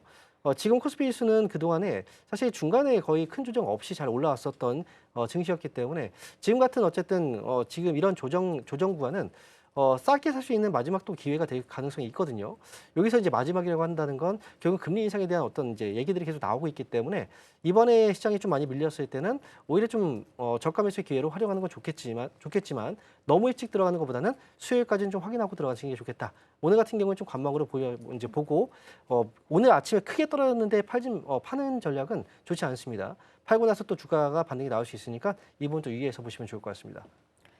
네, 지금 저희 속보하단 나가고 있는데요. 코스피 서킷 브레이커가 발동이 됐습니다. 8% 넘게 밀리면서 7,477선까지 떨어지면서 8,000선 이탈한 모습 확인되고 있는데요. 사실 그동안 큰 조정 없이 올라왔다가 지난주 후반부터 오늘까지 해서 크게 밀리고 있습니다. 하지만 전문가님 말씀하신 대로 또 한편으로는 저가 매수의 기회로 삼아도 되지 않을까 싶은데요. 다만 당부하셨던 부분은요. 수요일까지는 좀 관망세로 지켜보시다가 이후에 대응하시는 게 좋을 것 같습니다. 그럼 저희 반도체 투탑 진단으로 한번 넘어가 보도록 할게요. 지난주 후반부터 반도체 투탑이 계속해서 크게 밀렸고 오늘장에서도 10%, 11%가량 급락세가 나왔었죠. 지금 베라루빈에 탑재되는 소캠 용량이 줄어들 수 있다라는 소식까지 나온 상태인데 일각에선 이게 수요 둔화가 아니라 공급 부족 때문이다 이런 시각도 있긴 하더라고요. 전문가님 지금 반도체주를 끌어내리고 있는 핵심 원인이 뭐라고 보시나요? 사실 그 엔비디아 쪽에서 이제 루빈 칩에 대한 이제 소캠이라든지 뭐 LPDDR 쪽 이게 그 용량이 줄어들 수 있다는 얘기들이 나왔었는데 이게 사실 지난주에 나왔던 얘기들이거든요. 그 주가의 반응이 나오긴 했지만 사실 국내 증시가 이렇게 또 지난주 같은 경우에 하락이 나왔던 부분은 미국 증시가 장중에 이제 선물 지수죠. 미국 선물 지수가 장중에 0.8% 이상 급락이 나왔었거든요. 그렇기 때문에 국내 증시가 일정 부분 선반응이 약간 이뤄진 부분들이 있긴 해요. 하지만 오늘 같은 경우에 더 많이 떨어지고 있긴 해도 지금 삼성전자 같은 경우에는 아무래도 이제 주가의 조정이 나오고 있는 이유는 가장 많이 샀기 때문에 위험할 때 가장 많이 팔 수밖에 없습니다. 그래서 삼성전자와 하이닉스를 필두로 해서 가장 많이 오른 종목들을 가장 많이 이제 팔면서 주가가 많이 밀리고 있는 그런 분위기고요. 그리고 이제 이 종목들의 주가 조정의 배경이라고 본다면 사실 루빈칩에 대한 그 부분들보다는 또 간밤 이제 그 금요일장에서 미국 증시가 또 급락이 나오면서 구글이라든지 메타 쪽에 급락이 좀 많이 나왔거든요. 근데 구글 쪽에서의 급락이 나온 배경에는 이제 유상증자에 대한 배경이 있었습니다. 구글은 사실 미국 기업 내에서도 현금이 굉장히 많은 기업으로 알려져 있는데 그 많은 현금에도 불구하고 유상증자를 해서 이 투자를 한다라는 건 사실 좀 의구심이 든 거거든요. 그렇다면 이제 미국의 빅테크 기업들이 실제로 돈이 그렇게 많은 건 아니구나라는 거. 그리고 또 이제 구글에 이어서 메타까지도 유상증자를 고민하고 있다는 얘기들이 나오고 있기 때문에 자금적인 부분에서의 어떤 이제 우려감들도 분명히 좀 있을 것 같아요. 그래서 전반적으로 이제 주가가 또 크게 밀릴 만한 조정에 대한 그 시기가 왔으니 여러 가지 그 상황들이 맞물려서 투매가 이어지지 않았을까라고 생각이 들고요. 어쨌든 삼성전자와 하이닉스는 그 전에도 ETF 상품이 출시가 되면서 ETF 쪽으로 자금이 몰리면서 주가가 끌어올려졌던 부분도 있거든요. 그러니까 복합적인 부분이라고 생각합니다. 그래서 일단 조정은 어쩔 수 없이 나올 수밖에 없었던 상황이었고 이 조정 이후에 다시 한번 또 주가가 어느 정도 자리를 잡았을 때 그때의 기회를 또 노려보는 것도 저는 나쁘지 않겠다 이렇게 말씀드리겠습니다. 네, 미국의 선물 지수가 급락이 나왔었기 때문에 지금 국내 증시에서 일정 부분 선 반영이 된 것 같다라는 말씀 주셨습니다. 지금 급락장에 코스닥에서는 매도 사이드카까지 발동이 된 상태인데요. 우리 양시장 오늘 하락세가 너무나도 거셉니다. 그럼 많은 분들이 지금 많이 고민되실 것 같아요. 갖고 있는 물량 그대로 가져가면서 버텨야 되나 아니면 지금이라도 나와야 되나 궁금하실 것 같은데 전문가님 반도체 투탑 위주로 한번 여쭤볼게요. 지금 들고 가는 게 맞아요? 제가 얼마 전부터 계속 얘기했던 게 올라가면서 물량들을 계속 줄여나가라고 말씀드렸었거든요. 맞아요. 약간 불안하다고. 그런데 주식은 사실 올라갈 때 팔지 못하면 떨어질 때는 절대 팔 수가 없어요. 그러니까 지금 같은 경우에는 반도체 투탑의 경우에는 보유하고 계신 분들의 경우에는 지금 이렇게 급락이 나온 상태에서는 보유를 하셔야 됩니다.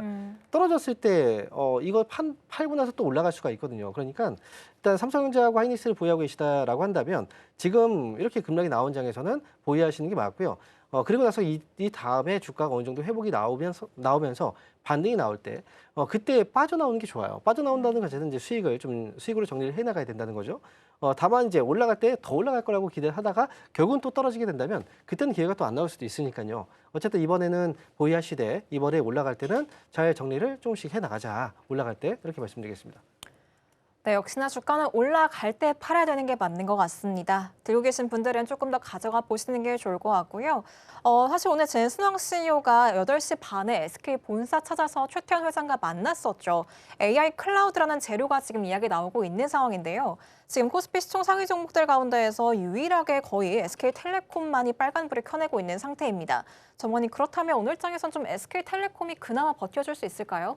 SK텔레콤의 경우에는 일단 지금 당장 아침에 속보로 전해진 내용들이 네. 이제 젠슨항과의 클라우드 사업 쪽에 대한 이제 협력 뉴스가 나왔기 때문에 사실 뭐 지금 주가 빠지면서 뭔가 재료가 있는 쪽으로 자금들이 도는 건 맞겠지만 아침에 주가 급락이 나왔잖아요. 네. 만약에 주가가 또 반등이 나오게 된다면 이 종목 말고 또 낙폭 과대 종목 쪽으로 자금들이 또 이동할 수도 있거든요. 다시 한번. 네, 그러니까 SK텔레콤 쪽이 오늘 좀 버틴다고 해서 그냥 여기서 매수가 들어가기보다는 차라리 저는 이제 이 종목들은 보유하고 계신 분들이야 재료들이 나오고 있으니까 보유하시고 그리고 미국에서도 5G 경매가 지금 이제 우리나라 통신주들한테는 굉장히 좀 기회로 작용할 수 있기 때문에 어쨌든 재료는 있습니다. 하지만 오늘 당장 SK텔레콤의 재료가 나왔다고 해서 매수하기보다는 저는 차라리 좀 기다렸다가 충분히 빠진 종목들 오늘 같은 경우에는 사실 아침에 급락이 많이 나왔잖아요.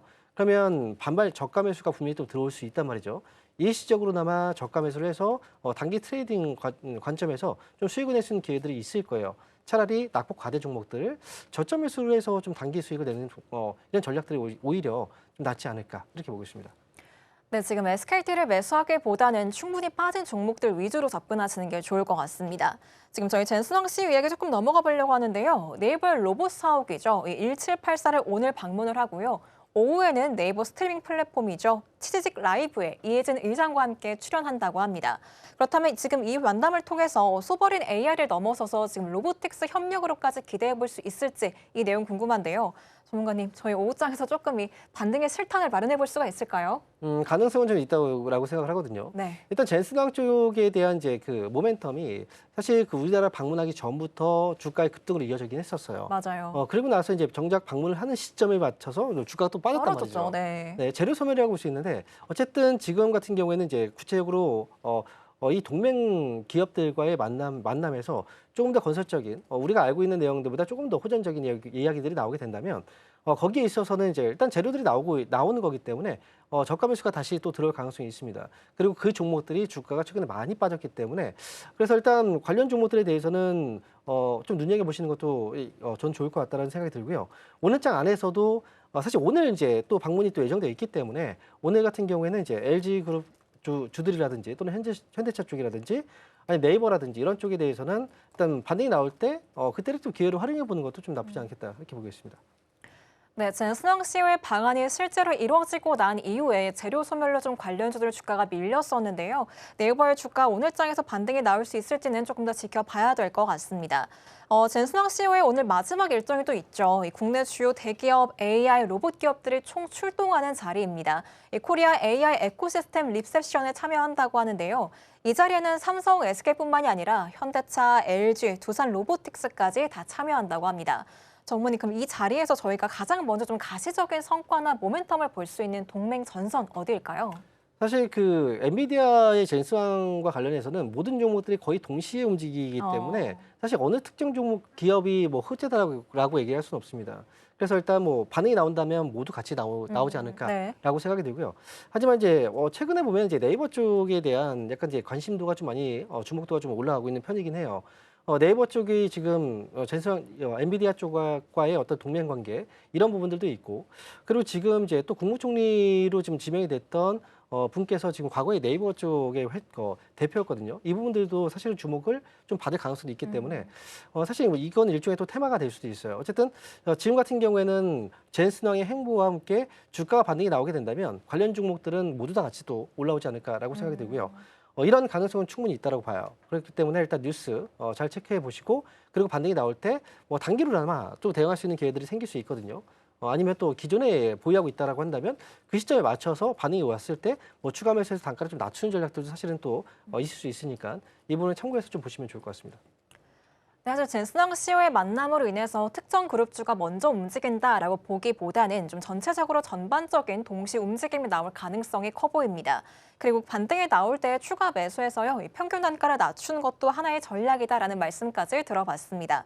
그럼 저희 마지막으로 은행주 얘기 좀 짚어보려고 하는데요. 은행주가 좀 강했었죠. 금리 인상, 또 홍콩 ELS 과징금이 절반 넘게 줄어든 게 모멘텀으로 작용을 했습니다.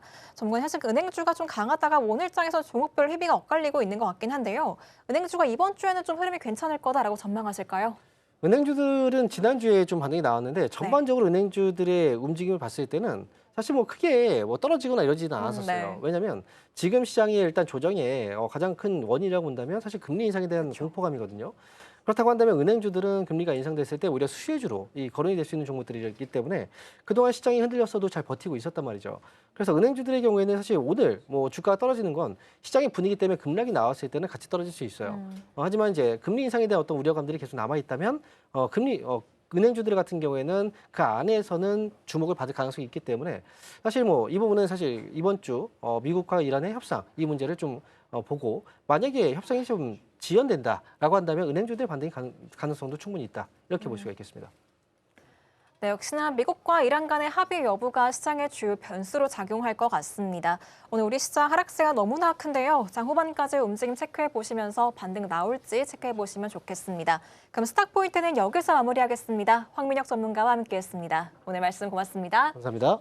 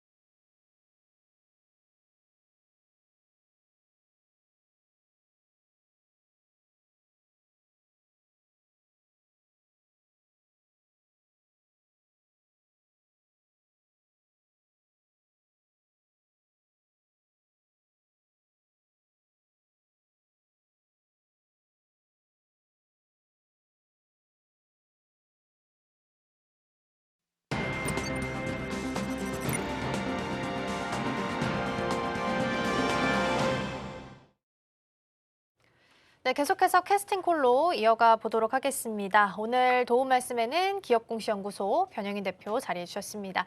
대표님 어서 오세요. 네, 반갑습니다. 네, 오늘 시장이 코스피에서 지금 서킷 브레이커가 발동이 됐습니다. 1단계고요. 8% 이상 하락을 했기 때문에 20분간 거래가 중단이 됩니다. 지난 3월 4일에 지금 장중에 8% 급락하면서 양시장 모두에서 서킷 브레이커가 발동이 됐었는데 그때 이후로 지금 6월 8일 오늘 다시 한번 서킷 브레이커가 코스피 쪽에서 지금 발동이 된 것으로 확인이 됩니다. 20분간 거래가 중단되는 상황이고요. 이러한 시장 속에서 걱정하시는 분들 많이 계실 것 같아서 오늘은 긴급 진단 코너로 준비를 좀 해봤습니다. 일단 시장 분위기부터 먼저 좀 여쭤보고자 합니다. 시장 하락의 배경을 먼저 좀 짚어주신다면 오늘 이렇게까지 빠지는 원인을 어디서 좀 찾아볼 수 있을까요? 네, 지난주부터의 흐름을 보면 사실 외국인의 매도세가 굉장히 좀 크게 반영이 됐고요. 코스피 기준에서 한 22조 6천억 정도, 이게 6월 1일 기준에서 보고 전체적으로 좀 일단 외인의 매도세가 좀 크게 반영됐던 시점이 이제 5월 28일입니다. 5월 28일 기점에서 보면 네. 전체적으로 한 26조 9천억 정도가 좀 매도가 좀 됐는데 사실 이제 5월 8일 기점에서 보면 한 14거래일 정도 연속 순매도가 있었고 이 거래일 정도 일단 매수세 유입이 있었지만 뭐 1,046억, 뭐 40억 이 부분은 거의 뭐 매수 전환이라고 좀 보기는 어렵죠. 그리고 나서 다시금 6거래일, 7거래일간의 연속 매도세가 이어졌다는 점들, 특히나 3월 당시에 우리가 흐름들 보면 외인이 전체적으로 이 매도량이 좀 컸어요. 그러니까 40조 원 가량 좀 매도를 했는데 환율 상승 기조와 좀 맞물렸던 한 7거래일 정도의 전체 매도량 절반 이상, 한 21조 정도가 좀 집중이 됐고 최근 기조가 다시금 오히려 외인의 매도세가 조 단위로 좀 확대됐던 구간들, 6월 2일 날 뭐 7조 9천억 정도, 6월 4일 7조 7천억 이 부분을 보면 사실 이제 해당되는 구간에 이 환율이 1,500원대, 뭐 한 1,520원, 네. 1,530원. 최근 기준에서는 뭐 금융위기 이후로 역대 뭐 처음이라고, 최고치를 맞아요. 다시 한번 또 돌파하게 된 그런 배경들이 점진적인 어떤 수급을 좀 위축시킨 배경이 됐다고 보면 좋겠는데 그렇다면 이제 외국인이 왜 이렇게 좀 많이 파는가? 지금 뭐 반도체 투톱, 기판, 뭐 대형주 중심의 로보틱스 관련된 사업 가치가 부각됐던 종목들이 일부 차익 실현이 좀 나온다고 하더라도 최근의 하락 부분들이 너무나 이제 크기 때문에 그러니까 이 부분이 사실 국내 증시의 체력 저하로 좀 봐야 될 것인가. 그런데 이제 주변국을 보면 일본도 한 3% 정도 빠졌단 말이죠. 그래서 이 기조가 전체적인 일단 뭐 증시가 피크 우려감 내지는 금리 인상에 대한 우려감들이 좀 다시금 좀 부각되면서 수급 조정의 원인으로 좀 작용하는가 자, 네. 이런 설도 있는데 가장 유력한 설은 지금 스펙스X의 상장 이제 이번 주에 있죠. 이번 주 금요일이죠. 그렇죠. 이제 네. 금요일이죠.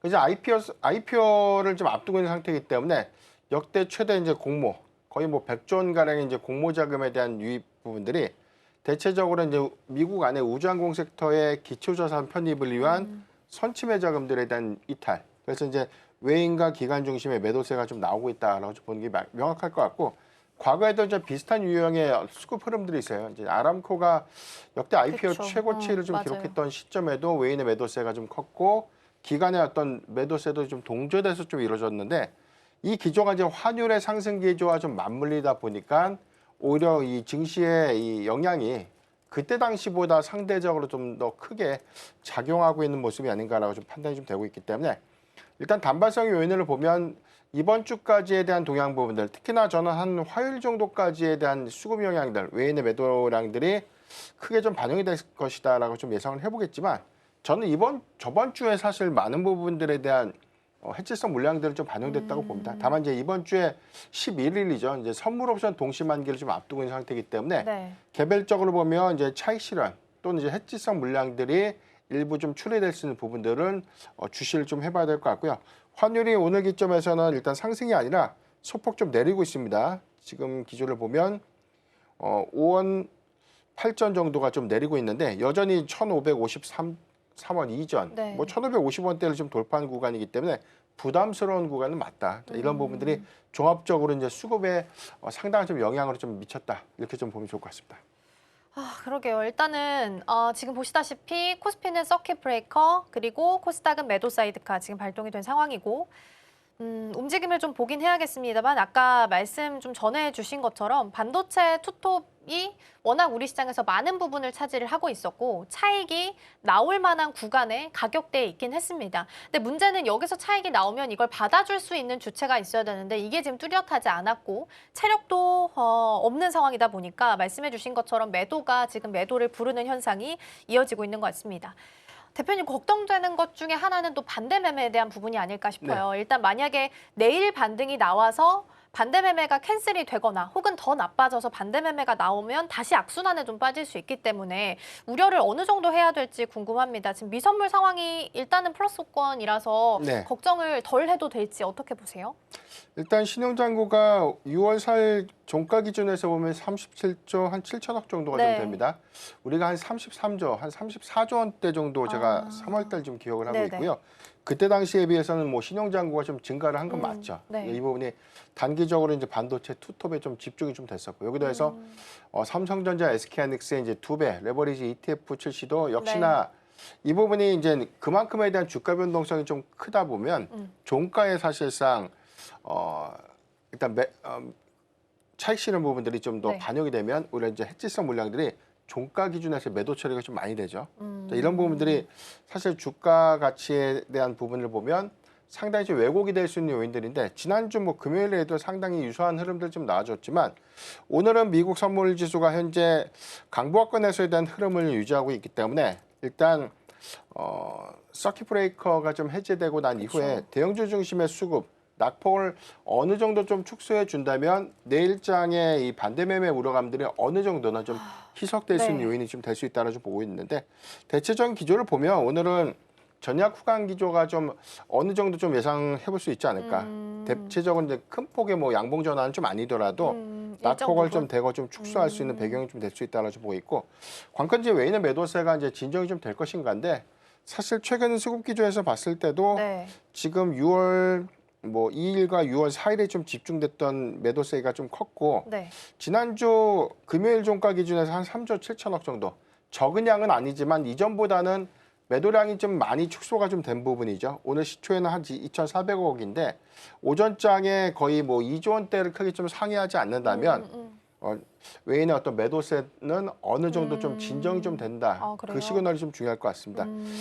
기초적인 부분을 보면 오늘 이란 리스크가 뭐 아침에 뭐 이란이 이스라엘에 대해서 뭐 미사일 공습을 했다. 뭐 이런 이슈가 좀 있었음에도 불구하고 이 부분이 뭐 크게 시장에 영향을 좀 주지 않는 그런 부분들은 오히려 개별적인 이슈, 확전에 대한 어떤 우려감들보다는 오히려 종전이라는 이 협상을 통해서 좀 완화될 수 있는 기조에 대한 기대감들이 아직까지 유효하다. 그래서 이 부분은 시장의 영향들은 좀 제한적인지 아무래도 이제 국내 증시의 이제 변동폭이 좀 커지다 보니까 이 부분이 뭐 반도체 섹터 중심의 미국 증시에서도 좀 영향을 좀 끼칠 수 있는 부분이기 때문에 오늘 얼마만큼에 대한 낙폭을 좀 줄일 수 있는지 이게 좀 중요하지 않을까.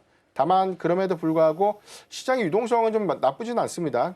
증시의 탁금도 139조, 지금 140조 원대를 좀 육박하는 수준이고 2조 8천억 정도가 더 늘었죠.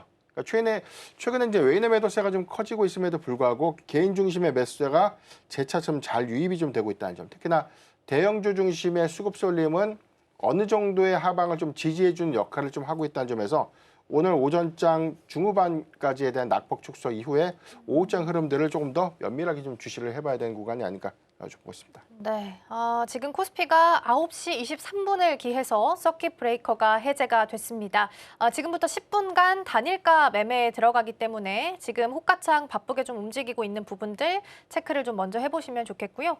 앞서서 외국인 순매도가 줄어드는 게 제일 중요하다라고 말씀을 좀 주셨는데 오늘 아마 하락을 하게 되면 사실상 코스피에 대한 낙폭으로 비중은 외국인들이 가지고 있는 한국에 대한 비중은 자동적으로 축소가 될 거고 그러면 매도세가 좀 진정될 수 있을까라는 기대감이 생길 수밖에 없습니다. 그래서 여쭤볼게요. 그러면 외국인 순매도가 줄어들기 위한 단순한 트리거를 본다면 앞서서 스페이스X 언급을 좀 주셨으니까 일단 이번 주는 좀 지나가야 된다라고 봐야 돼요?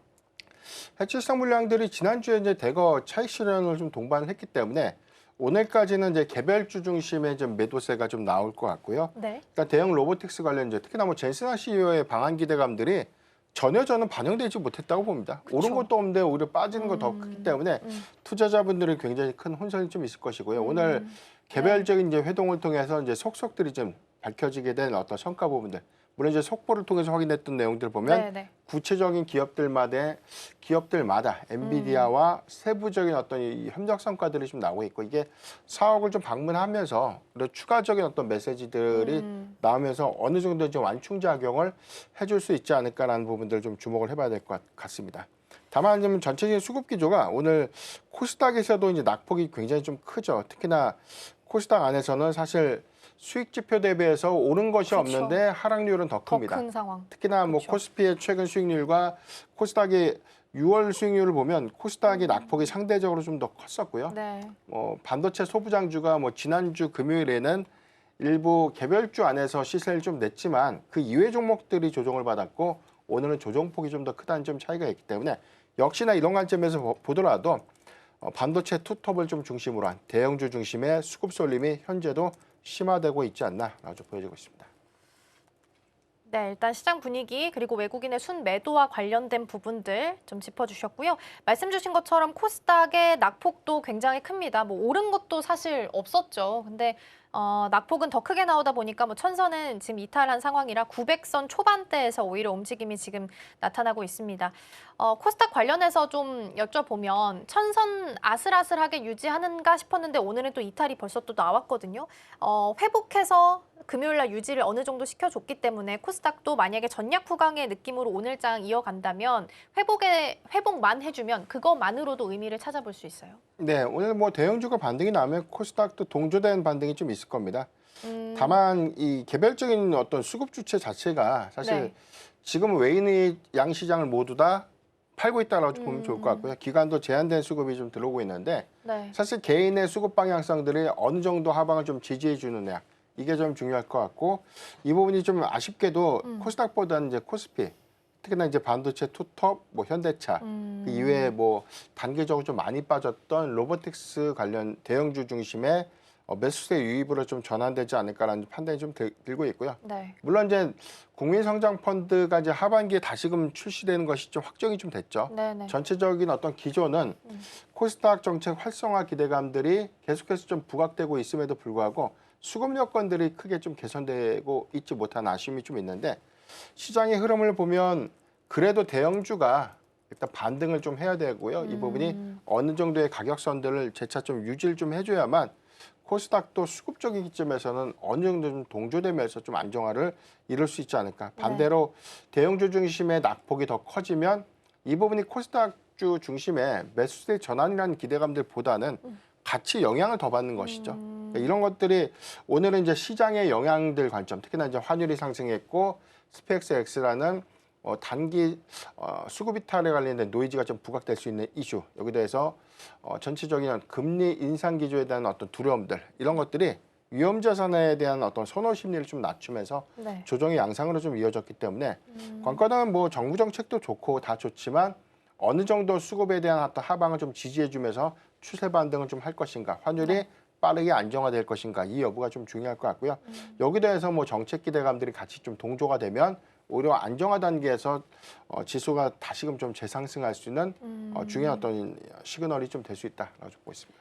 네, 아마 오늘 아침에 청와대 쪽, 정부 쪽에서 아마 환율과 관련한 개입이 좀 나와서 그나마 좀 안정세를 찾은 것 같습니다. 청와대가 직접 환율 급등에 대해서 이대로 둘 수 없다라고 언급을 좀 내놨기 때문에 이에 대해서 오늘 일정 부분 안정세를 좀 찾아갑니다. 그럼에도 불구하고 1,554원 40전에서 지금 움직임 나타나고요. 그나마 긍정적인 부분을 찾아보면 지금 미선물 플러스 강보합 정도 유지하고 있고 비차익 순매수도 금액으로 보면 한 1,530억 정도 비차익이 좀 나오고 있습니다. 그렇게 보면 그래도 순수 투자 목적으로 외국인과 기관 쪽에서 일단 좀 들어와 주고 있기 때문에 프로그램 쪽에서 들어와 주고 있기 때문에 전략 후강을 좀 기대해 볼 수 있지 않을까 싶습니다. 긍정적인 부분 한 가지 더 보고 반도체로 넘어가 볼 텐데 오늘 오전 10시에 이재명 대통령의 취임 1주년 기자회견도 예정이 되어 있습니다. 아마 오늘 시장이 이런 분위기다 보니까 관련된 내용이 분명히 나올 것 같긴 하거든요. 그러면 좀 시장이 반등해 줄 만한 트리거 요소가 좀 있을까요? 충분히 좀 정책적인 기조 안에서는 상당히 뭐 수혜를 받을 수 있는 이슈들이 좀 나올 거는 같아요. 특히나 정부가 추진하고 있는 뭐 국책 사업 같은 것들, 여기 대해서 뭐 코스닥 시장의 활성화 방안들, 네. 뭐 국민성장 펀드에 관련된 세부적인 어떤 성과라든가 앞으로의 방향성과 이런 것들은 종국적으로 보면 이제 증시의 안정화가 되면 될 수 있는 요인들이고 상당히 개별적인 요인 안에서 성장을 좀 이룰 수 있는, 그래서 이제 시장의 기대 요인들로 이루어질 수 있겠다라고 좀 보여주고 있기 때문에 뭐 조심스럽지만 오늘 시초 대비해서 낙폭은 어느 정도 오전장 중후반 그리고 오후장을 지나면서 좀 축소되지 않을까라는 생각이 좀 들고 있고요. 다만 얼마만큼에 대한 갭을 줄이는가 이 부분보다 네. 외인의 수급 방향성이 이제 환율의 기조와 상당히 좀 많이 연동되다 보니까 오늘도 이제 외인이 얼마만큼을 더 많이 파는가. 그래서 제가 오전장 중반까지 2조 원대를 좀 넘으면 위험하다고 좀 보고 있는 게 7, 8주 정도 팔아는 게 뭐 큰 대수냐 이렇게 볼 수 있겠지만 누적 성과에 대한 어떤 매도량들에 대한 추정치가 지금 현재 구간에서는 뭐 대형주 중심의 낙폭을 좀 키울 수 있는 수급적인 좀 부담 요인이 좀 될 수 있기 때문에 외인의 매도세가 좀 진정되는지 여부 이게 좀 중요할 것 같고 환율이 오늘 정부의 뭐 구두 개입은 있었지만 네. 이게 일회성으로 좀 하락하는 것인지 아니면 다시금 좀 재차 고점을 경신할 수 있는 요인인지 이게 좀 중요할 것 같은데 상당히 좀 부담스러운 건 맞죠. 지금 뭐 이란 리스크가 좀 발발하고 난 이후에 오히려 지금은 확전에 대한 우려감들이 좀 많이 완화됐음에도 불구하고 환율이 역대 최고치를 다시금 일단 금융위기 이후에 역대 최고치를 다시 한번 경신하게 된 흐름들. 뭐 이 기조라면 뭐 환율 1,600원대 관련된 어떤 우려감도 좀 나오고 있죠. 다만 이제 환율이 급등하게 되면 뭐 수급적인 우려감들은 좀 커지겠지만 반대로 실적에 대한 기대치를 좀 상쇄시킬 수 있는 부분이 있죠. 우리가 이제 2분기 실적은 6월 말 기준의 환율이 얼마만큼 높아지느냐 이 부분이 매출 성과가 좀 연동되면서 외화 환산 이익으로 장부 상황에 좀 계상을 좀 하기 때문에 반도체라든가 자동차 그 이외에 수출 주도 품목들의 경우에는 오히려 이익이 더 증가될 수 있는 요인이기 때문에 이 부분은 또 긍정적인 기점에서 좀 해석을 해볼 수 있는데 뭐 수급적인 어떤 이점에서는 환율 상승이 좀 상당히 좀 부담스러운 요인이기 때문에 이게 더 중요하지 않을까라고 보고 있습니다. 알겠습니다. 지금 단일가 매매가 10분 지나서 해제가 됐거든요. 지금 호가창이 굉장히 바쁘게 움직이고 있어서 반도체로 넘어가서 확인을 좀 해보도록 하겠습니다. 지금 반도체도 호가창이 굉장히 바쁘게 움직입니다. SK 하이닉스가 그래도 낙폭을 한 6%까지 줄인 부분 확인이 되고 있고요. 삼성전자도 7%로 다시 30만 원 위에서 움직임이 나타나고 있습니다. 반도체 투톱이 오늘 그래도 개장 초반 대비해서는 어느 정도 일정 부분 낙폭을 만회하려는 시도는 나타나고 있는 것 같은데 지금 비중을 줄여야 되는 구간인지 고민하실 것 같아요. 투자 전략 어떻게 가져가 보면 좋을까요? 냉정하게 좀 말씀드리면 네. 반도체 투톱을 줄일 이유는 없다. 오히려 오늘 좀 매수의 기회라고 좀 봤어요. 네, 네. 왜냐하면 프리장에서 뭐 양거래일 정도의 흐름을 보면 거의 뭐 15% 이상 좀 하락을 좀 했고 SK하이닉스의 경우는 6월 달에 지수 수익률 네. 대비해서 낙폭이 더 컸죠. 맞아요. 제가 기억으로는 지난주 금요일까지가 한 전체적으로 한 13% 정도가 좀 하락을 했고 오늘 뭐 한 11% 정도 프리장에서 빠졌으니까 합산 23% 정도가 6월 초에 단기적으로 하락을 한 거죠. 그러니까 큰 폭의 조정이 오늘까지 좀 거쳐졌던 부분이기 때문에 제가 판단하기에는 오늘이 SK하이닉스의 이제 단기적인 저점을 확인하고 난 이후에 좀 반등이 나왔다라고 좀 보면 좋을 것 같고 이 부분이 좀 더 연속성들을 좀 가져간다면 네. 그 구간이 전 지지선으로 좀 봐도 무방하지 않을까. 그래서 좀 200만 원대를 좀 하회했지만 네. SK하이닉스는 뭐 충분히 오늘 뭐 엔비디아와에 대한 전반적인 협력 성과들을 좀 고려했을 때 이 구간은 충분한 좀 매수의 기회로 좀 봤고요. 오히려 삼성전자, SK하이닉스의 경우에는 비중을 뭐 큰 폭으로 좀 늘려라 이런 부분들보다 많이 빠졌기 때문에 충분히 매수 관점으로 접근이 유효하고 오히려 분할 매수 관점에서 재차점 모아가는 전략이 유효하지 않을까라고 좀 보고 있습니다. 수급 쏠림이 심화되고 있다. 이 수급이 다시금 조정을 받을 때 코스닥 중심의 반등폭이 좀 크게 이루어진다면 해당되는 차익 실현이 오히려 수급적인 이점 때문에 분산되는 그런 부분들이 확인된다면 오히려 이제 상승의 탄력도가 좀 떨어질 수 있는 부분인데 오늘 시장의 흐름을 보면 역시나 반도체 투톱을 중심으로 한 저가 매수세가 꾸준하게 좀 유입되고 있는 부분들이 명확하게 또 확인되고 있죠. 이런 것들을 좀 감안해 보면 역시나 삼성전자, SK하이닉스 관심 있게 좀 봐야 될 것 같고요. 특히 삼성전자의 경우에는 뭐 7월 초에 2분기 잠정 실적 뭐 기점으로 보면 그렇게 이제 큰 게 남아 있는 기간은 좀 아닙니다. 그래서 저는 오히려 시장의 영향들, 변동성이 좀 커지는 구간이라면 실적에 대한 기대감들을 주목해 볼 포인트라는 관점에서 오히려 좀 매수의 기회로 판단해 봤습니다. 네.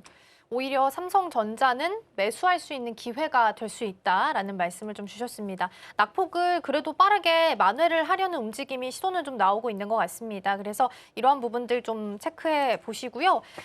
지금 속보로 젠슨왕 CEO도 지금 AI 밝은 미래는 절대적 사실이다. 주식을 오히려 싸게 살 때다라는 이야기를 꺼내놓기도 했네요. 그래서 삼성전자 일단 탑픽 종목으로 선정을 좀 해주셨고 오늘 젠슨왕 이벤트가 있어서 관련된 질문으로 오늘 마지막 질문 드리면 될 것 같습니다.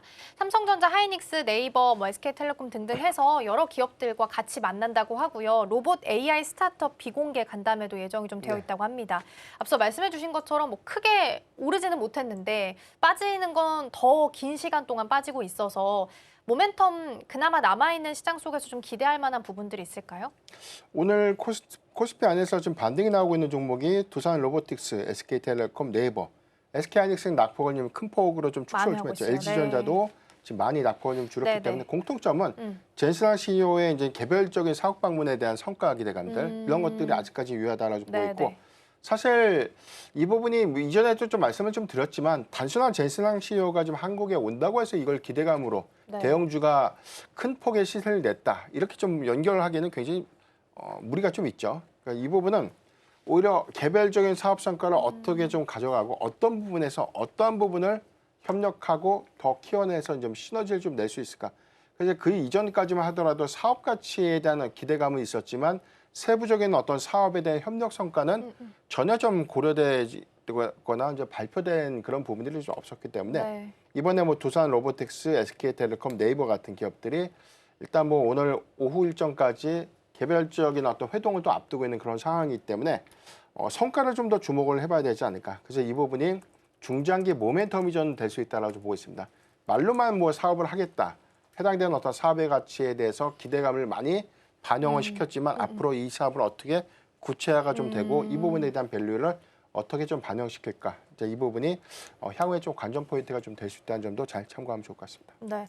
사업이 구체화돼야 된다라는 부분이 가장 중요해 보입니다. 그래도 지금 SK하이닉스가 낙폭을 진짜 빠르게 만회를 합니다. 지금 삼성전자가 5%까지 만회하면서 31만 원선, SK하이닉스가 3%까지 만회하면서 199만 원선까지 지금 올라와 있습니다. 그래도 총 상단주에서 낙폭을 많이 만회하려는 시도는 나타나고 있고요. 그리고 앞서 젠스낭 CEO랑 그래도 연결고리가 있는 오늘 방문 일정이 있는 네이버가 1.7%까지 다시 상승으로 좀 전환을 시켰고요. SK텔레콤 같은 경우에는 6.5%까지 다시 플러스권에 올려 세웠다라는 부분 챙겨보시면 좋겠습니다. 오전 10시에 대통령 기자회견 예정되어 있기 때문에 여기서 중요한 내용들 나올 수 있으니까 같이 좀 챙겨보도록 하겠습니다. 오늘 대표님과는 여기서 인사 나누도록 하겠습니다. 오늘 말씀 고맙습니다. 네, 계속해서 우리 시장 분위기 함께 확인해 보도록 하겠습니다. 시황센터 연결해 볼게요. 서수진 앵커. 네, 이 시각 시황센터입니다.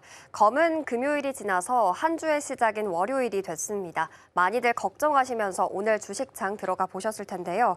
전거래일 고공행진했던 코스피가 5% 넘게 하락을 했습니다. 이런 상황 속에서 오늘 원달러 환율이 1,555선에서 출발을 하면서 17년 3개월 만에 최고치를 기록을 했는데요. 환율 상승과 미 국채금리 상승에 따른 이런 기타 등등의 우려들이 나오게 되면서 하락에 대한 다양한 이유들이 나오고 있지만 가장 큰 것은 너무나 빨리 올랐기 때문에 당연한 조정이다라는 이야기도 나오고 있다라는 겁니다. 공포감이 커지고 있는 가운데 뉴욕 증시 3대 지수도 모두 하락하면서 마감을 했는데 오늘 우리 증시의 향방이 굉장히 주목되는 상황입니다. 분위기 한번 살펴보도록 하겠습니다. 네, 현재 코스피 5.4% 넘게 밀려내고 있습니다. 7,700선까지 하락을 했는데 사실 장 초반 8% 넘게 급락을 하게 되면서 개장 직후 1단계 서킷 브레이커가 걸리기도 했습니다. 올해 세 번째고요. 3월 4일 이란 전쟁으로 8% 넘는 낙폭을 기록했던 것에 이어서 3개월 만에 다시 한번 찾아온 서킷 브레이커였습니다. 지금 5% 넘는 낙폭 키워내면서 7,600선까지 다시 한번 내려온 모습입니다. 코스닥 같은 경우 5% 정도의 하락불 들어와 있고 천선이 깨지면서 946선에서 현재 거래가 되고 있습니다. 네, 그렇다면 수급 상황 한번 살펴보도록 하겠습니다. 먼저 코스피입니다. 오늘 코스피가 많이 하락해서일까요? 외국인들이 등장을 했습니다. 832억 원 정도 담아내고 있고요. 기관 쪽에서는 1,800억 원 매수 우위 보여주고 있습니다. 개인 쪽에서는 오늘 차익 실현 매물 2천억 원가량 쏟아지고 있는 상황입니다. 이어서 코스닥 매매 동향도 살펴보도록 하겠습니다. 역시 메이저 주체들이 오늘 들어와주고 있고요. 외국인이 166억 원, 기관 쪽에서 547억 원 담고 있고 개인 쪽에서는 347억 원 정도 매도 우위 보여주고 있습니다. 오늘은 메이저 주체들의 그래도 수급들이 들어와주고 있는데 장 후반에 이 탄력이 강화될 수 있을지도 확인해 보셔야 되겠습니다.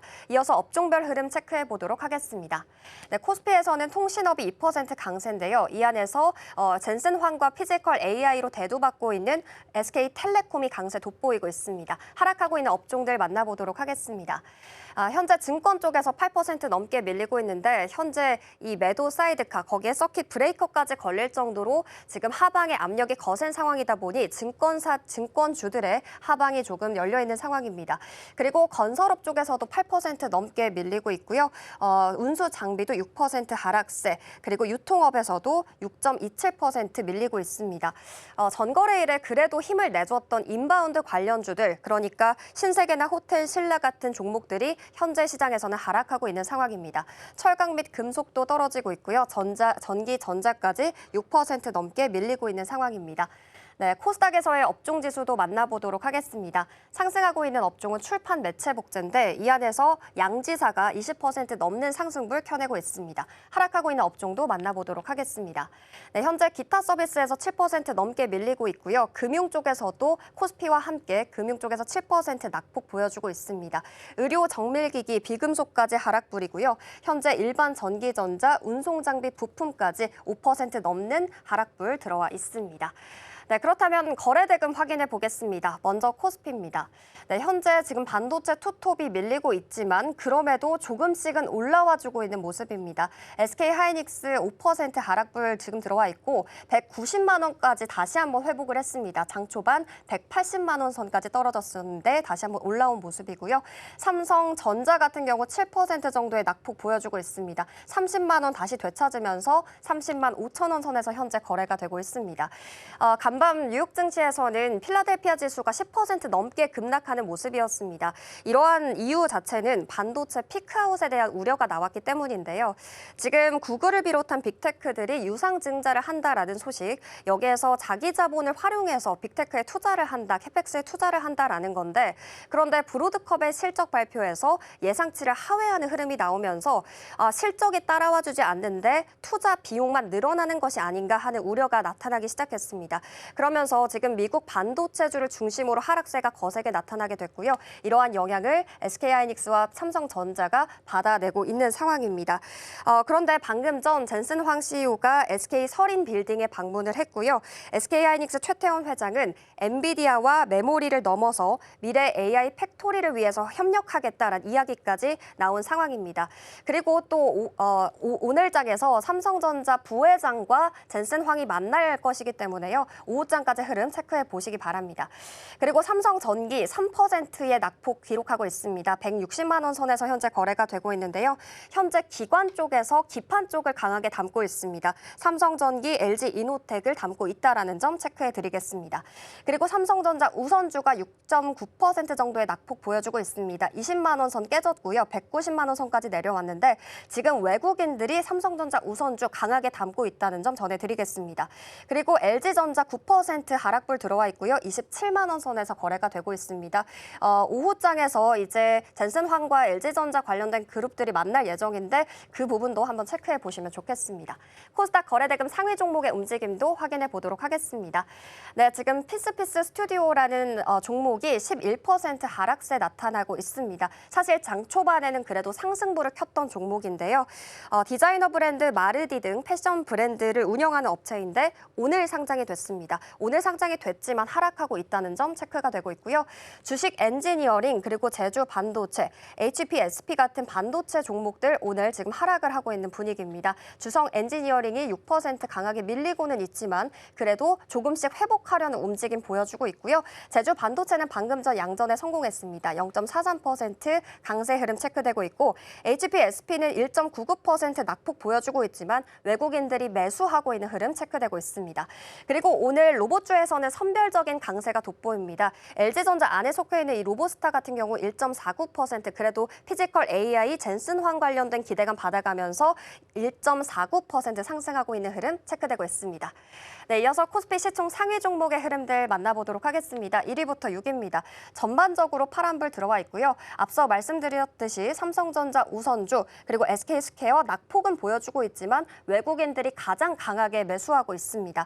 그리고 현대차 피지컬 AI에 대한 기대감이 붙어 있음에도 불구하고 8% 밀리고 있는 모습이고요. 삼성전기도 2% 낙폭 보여주고 있습니다. 7위부터 12위의 움직임 보겠습니다. LG에너지솔루션 5% 넘게 밀려나고 있습니다. 관련된 소식으로는 미국 정부로부터 관세 1,000억 원 상당을 환급받게 됐다라는 그래도 좋은 소식이 나타나게 됐는데 오늘 장 전반적으로 밀리다 보니까 약세 흐름 체크되고 있고요. 그동안 삼성전자가 상승하면서 함께 올랐던 지분을 가지고 있는 삼성생명과 물산 함께 8% 넘게 밀리고 있는 흐름 체크되고 있습니다. 그리고 HD현대중공업도 외국인들이 가장 매수하고는 있지만 3% 넘게 밀리고 있는데요. 오늘 나왔던 소식으로는 중동 에너지 운송기업인 BGN에서 HD현대중공업에 VLGC 2척을 수주했다라는 소식이 나왔습니다. 호재 소식이 나왔음에도 반영이 되지 않고 있는 모습이고요. 전거래일에 올랐었던 KB금융 6%의 낙폭 그리고 있고 기아까지도 6% 파란불 들어와 있는 상황입니다. 네, 이어서 코스닥 시총 상위 종목의 움직임도 만나보겠습니다. 1위부터 6위입니다. 전반적으로 또 파란불 다 들어와 있고요. 알테오젠이 9%, 에코프로비엠 그룹주들도 거의 두 자릿수 가까운 하락불 들어와 있습니다. 로봇주들은 선별적인 강세인데 레인보우 로보틱스는 5% 밀리고 있고요. 코오롱 티슈진도 7% 파란불 들어와 있습니다. 그런데 오늘 코오롱 티슈진 관련된 소식으로는 미국 임상 3상 결과가 임박했다라는 소식이 나왔는데 반영이 되고 있지 않은 모습입니다. 7위부터 12위의 움직임도 만나보도록 하겠습니다. 역시 모두 파란불 들어와 있고요. 반도체 소보장 그리고 바이오 종목들 모두 다 차익 실현의 움직임 강하게 나타나고 있습니다. 네, 이렇게 전반적인 시장 분위기 살펴봤습니다. 변동성이 큰 오늘 장이기 때문에 오후장까지 움직임 체크해 보시기 바랍니다. 지금까지 시황센터에서 전해드렸습니다. 네, 초반 분위기 좋진 않았지만 지금 미선물 강보합 정도로 반등하고 있고요. 비차익 순매수도 계속 플러스 잘 유지하고 있습니다. 이렇게만 유지되면 또 전략 구강의 모습 나타날 수 있으니까 기대해 보셔도 좋겠고요. 남아있는 일정 속에 10분 뒤쯤에는 이재명 대통령의 취임 1주년 기자회견 예정되어 있습니다. 젠슨항 CEO도 남아있는 기업들 만나는 일정도 예정되어 있으니까요. 연결고리 있는 종목들도 챙겨보시면 좋겠습니다. 저희가 방송 중에 제공해드린 정보는 투자 판단을 위한 조언일 뿐 해당 종목의 가치와 수익률은 보장하지 않습니다. 저희는 내일 더 다양한 소식 준비해서 돌아오겠습니다. 시청해주신 여러분 고맙습니다.